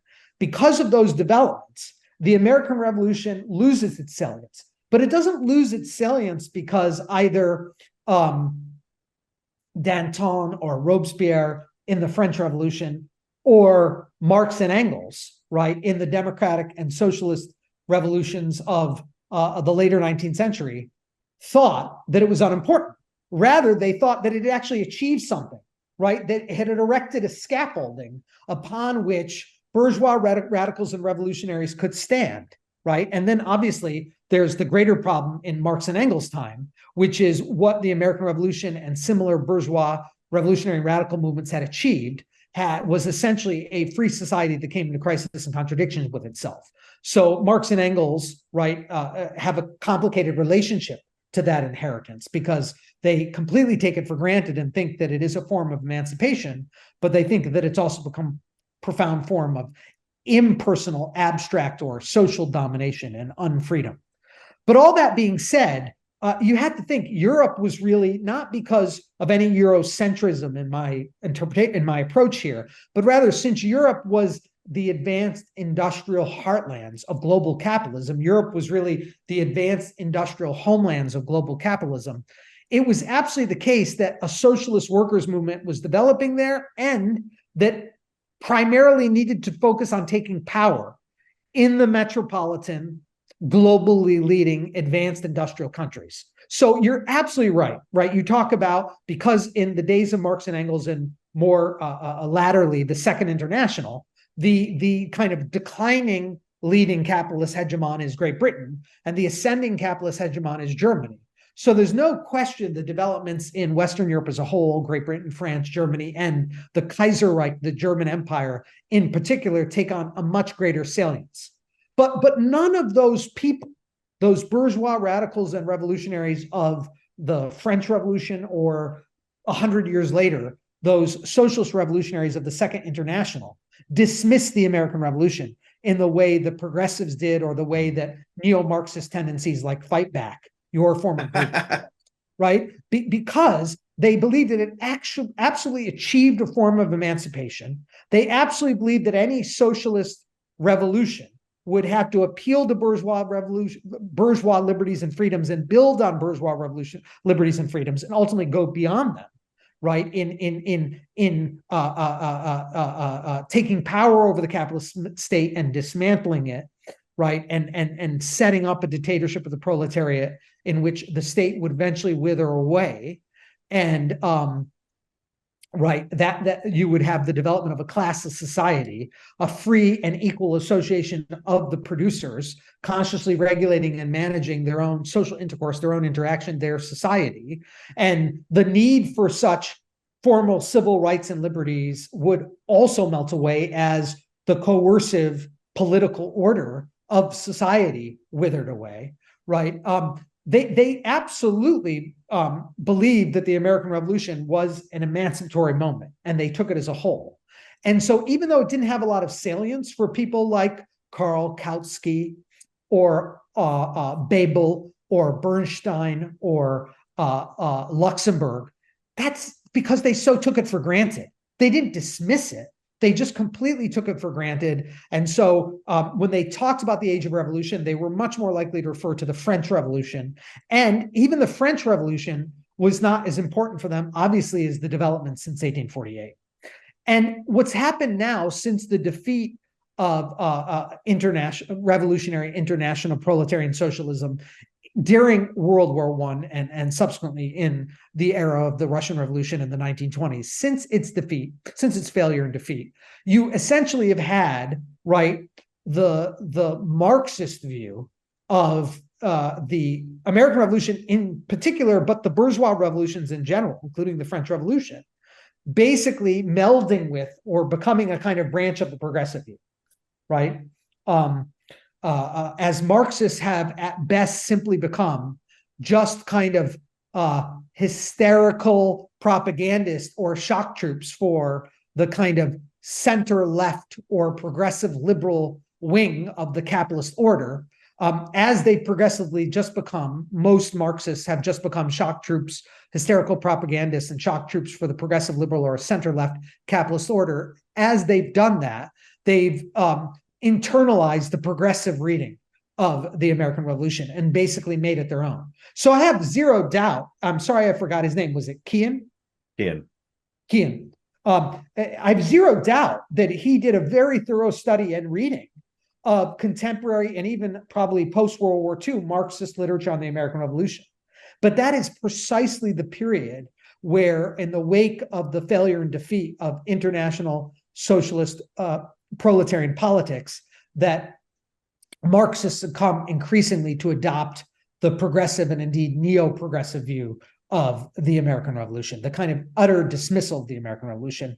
And I couldn't agree with you more. I think the fact that unlike the late 19th century, when Great Britain was the leading capitalist hegemon, and unlike the early 20th century, when Germany was making the bid to become the leading capitalist hegemon, that now that we're clearly in a global liberal capitalist order organized by the United States as the leading hegemon, right, the American Revolution takes on new salience.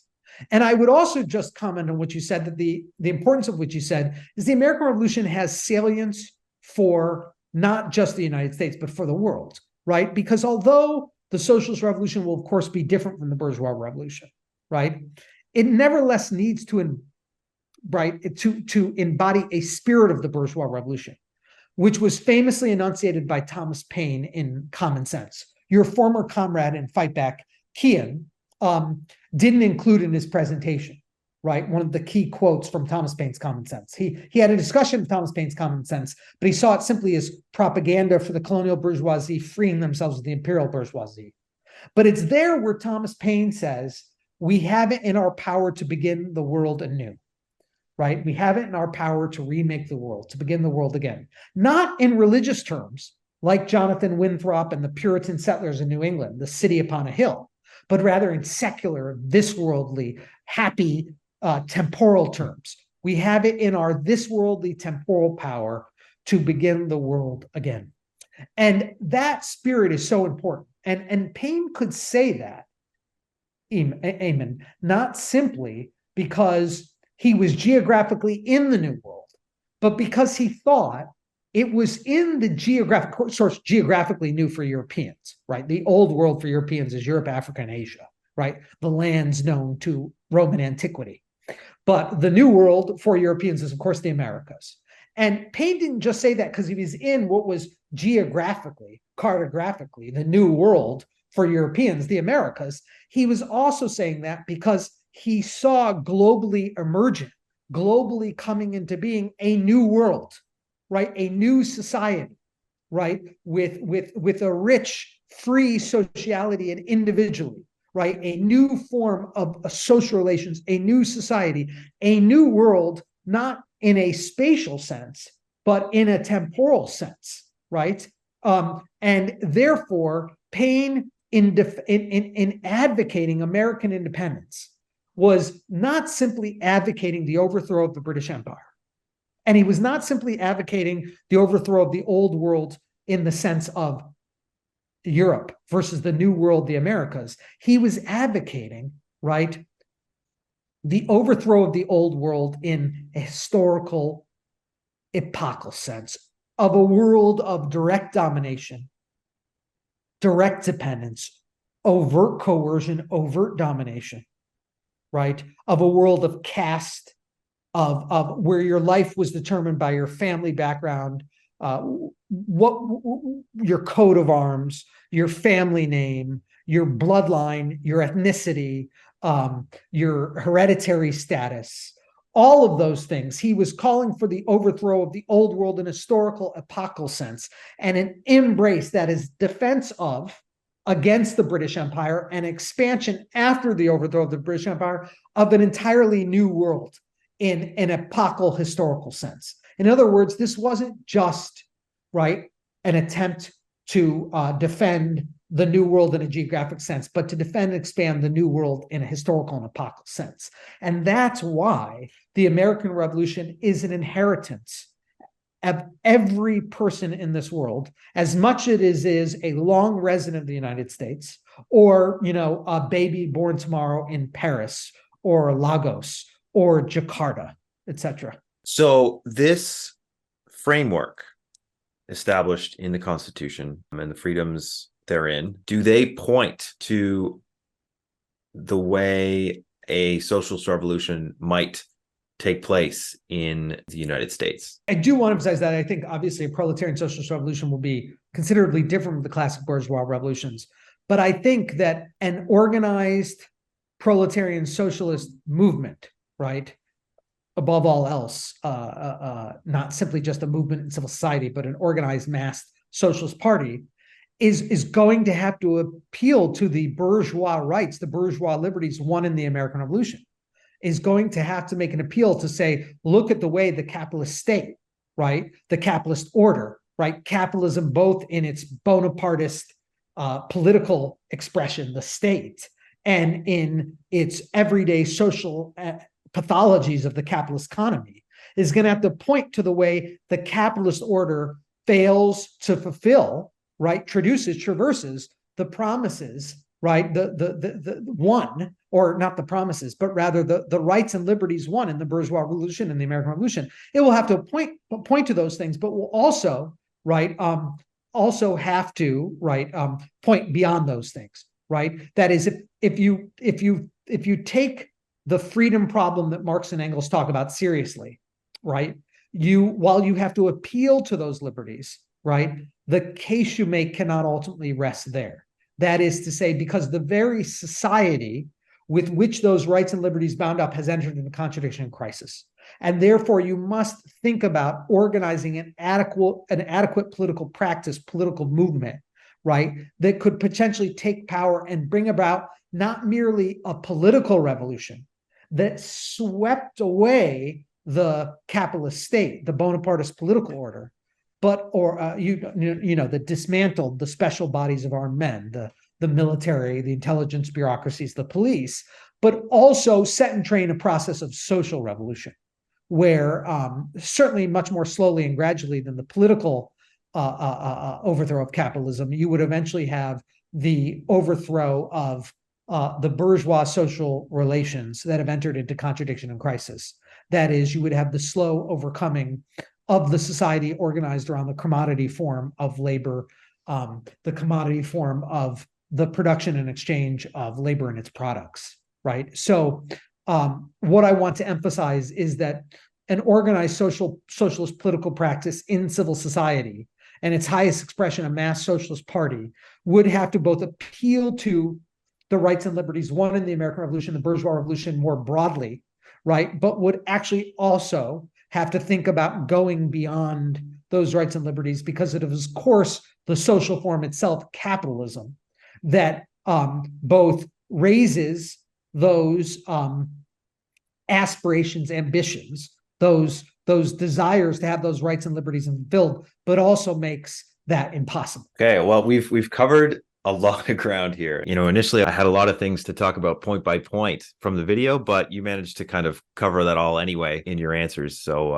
it made me a little bit useless here. Let's just finish with some final thoughts for, Marxists, possibly insects. Although, to be fair, the IMT would be offended calling them a sect. They consider themselves, part of the Fourth International and therefore Second International at first, and trace their lineage all the way back. Of course, they're not a sect. But the sects in general, Marxists in general, what would be your parting message to Marxists thinking about the significance of the American Revolution? That's a really great question. And I want to be adequate to the task because you're setting out a rather large task. Oops, I'm sorry.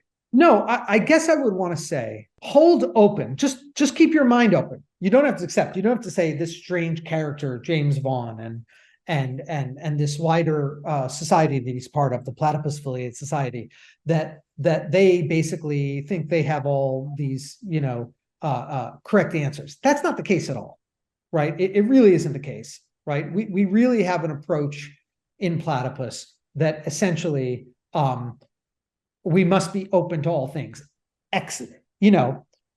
admit nothing, right? Or accept nothing in its own terms, but also reject nothing, right? Be open to all things.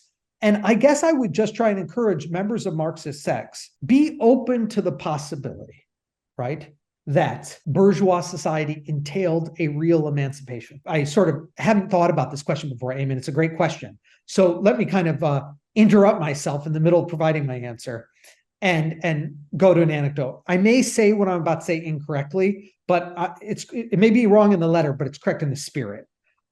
Max Horkheimer and Theodore Adorno, right, two well-known members of the so-called Frankfurt School of Critical Theory, they in the 1950s, right, so we're talking well after World War II, well after, right, the ossification of all the communist and social democratic parties in Europe, sat down and began to think through or discuss their thoughts about how would one write a new manifesto, right, a new communist manifesto. And ultimately, right, this project came to naught, but Adorno's wife transcribed their conversations and dialogues, and it was subsequently translated to English and published by New Left Books Verso as Towards a New Manifesto. And if you go and take a look at Towards a New Manifesto, Horkheimer, I believe, or it may be Adorno, I may have this wrong, has a line in there to the effect, the West, by which they mean basically Europe and America, or Europe and North America, are the most free, equal, and just societies that have ever existed. But all Marxists must remain hopeful, right? Or all Marxists must nevertheless have, supported and remained hopeful and kept faith early on with the Russian Revolution and the Soviet project. Now, I am horribly mangling what they said, but to effect what either Horkheimer or Adorno was saying, or both of them, because I think the other one assented to it, right, is, listen, the West, that bourgeois social emancipation, right, that arose globally in the 16th and 17th and 18th century had its greatest practical purchase on the West. And that makes the contemporary Western world, that is contemporary of Adorno and Horkheimer in the mid-20th century, some of the freest and most liberal and democratic and just societies that have ever existed, right? But nevertheless, one should have still, right, backed and remained faithful to the Russian Revolution in its moment, because it stood for a higher right, higher cause. And what they meant by that was not some rah-rah, the West, Europe, and America is better, the glories of the West of European civilization. What they meant was that bourgeois social emancipation had actually been, right, emancipatory, and had actually been most emancipatory where the bourgeois revolution, where bourgeois social emancipation had developed most thoroughly in the Western world, in places like Western Europe and North America and their offshoots, right? And if that's all we had, right, then one would have to accept the good with the bad, meaning one would have to accept the horrible pathologies of the fully developed capitalist mode of production, of a mode of production where free labor has been rendered superfluous and dispensable, of a mode of production that has systematic unemployment, poverty in the midst of plenty, right? State authoritarianism, militarization, right? Risking, carrying out total war across the world. These remain present dangers and potential dangers in capitalist society, right? But one would have to accept, right, that in the West, right, there had been achieved a high level of freedom, as well as all of these pathologies of capitalism, right? And nevertheless, right, what Horkheimer and Adorno are claiming is that Marxist socialist, or rather, let me say, socialist political practice, right, wedded to a kind of Marxist critical theory, right, has the possibilities to open up going beyond this simultaneous form of bourgeois freedom and capitalist unfreedom. That there was a higher right embodied in the Bolshevik Revolution of October 1917, because it opened up the prospect not of a world war between capitalist imperialist powers dividing and redividing the world, but rather a world civil war, right, between proletarian socialist politics and the capitalist states, that may have opened up the prospect of a global dictatorship of the proletariat, that may have allowed us for the first time to begin to self-consciously, in a political sense, confront the contradictions and the limitations of capitalist society, and to think through together collectively in radical democracy, in the dictatorship of the proletariat, to think through how to potentially overcome the social and economic limitations of the capitalist mode of production, right? And that's why even, someone like Horkheimer can say the West has achieved the most free, equal, and just societies in the world by the early 20th century, but the Russian Revolution still stood for a higher right. One had to still hope that it was ultimately successful, right? So this is a very long-winded way of saying to that young person who may have just entered a Marxist sect, the capitalist mode of, you need to hold in your mind the idea that there was a bourgeois social emancipation. And the pathologies that exist today are not because that bourgeois social emancipation was a lie, but rather that it was in some sense too real, too true.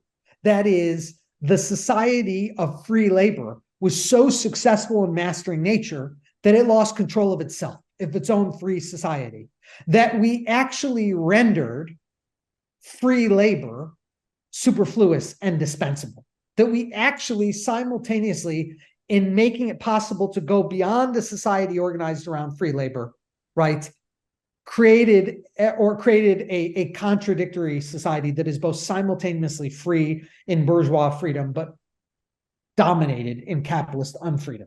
A society that has a dynamic development, a historical dynamic of capital accumulation that is totally beyond our control. And so what my appeal is to that young person who's just entered the Marxist sect is, don't dismiss the American Revolution, don't dismiss the classical bourgeois revolutions, don't dismiss the Enlightenment, don't dismiss liberalism. Read about those political moments, read about those thinkers, get at the depth of the aspirations and achievements of bourgeois social emancipation and bourgeois revolution. Because it's really only there can you get at the depth of the problem of freedom, of a social freedom that has been rendered crisis-ridden and contradictory, that has basically a social freedom that has become contradictory with itself and crisis-ridden, a freedom that is simultaneously, a social freedom that is simultaneously free and unfree. It's only there that you can begin to grapple with the depth of the problem. And I would say there, you need to take seriously both the fact that we live in bourgeois social emancipation, and bourgeois social emancipation has led to a society with all the pathologies of capitalism, poverty in the midst of plenty, unemployment, and all the other economic pathologies that the fight back tendency was raising, right? I think that they think, or the young person might think, that the kind of narrative I've been presenting here is a kind of alibi for capitalism. It really isn't.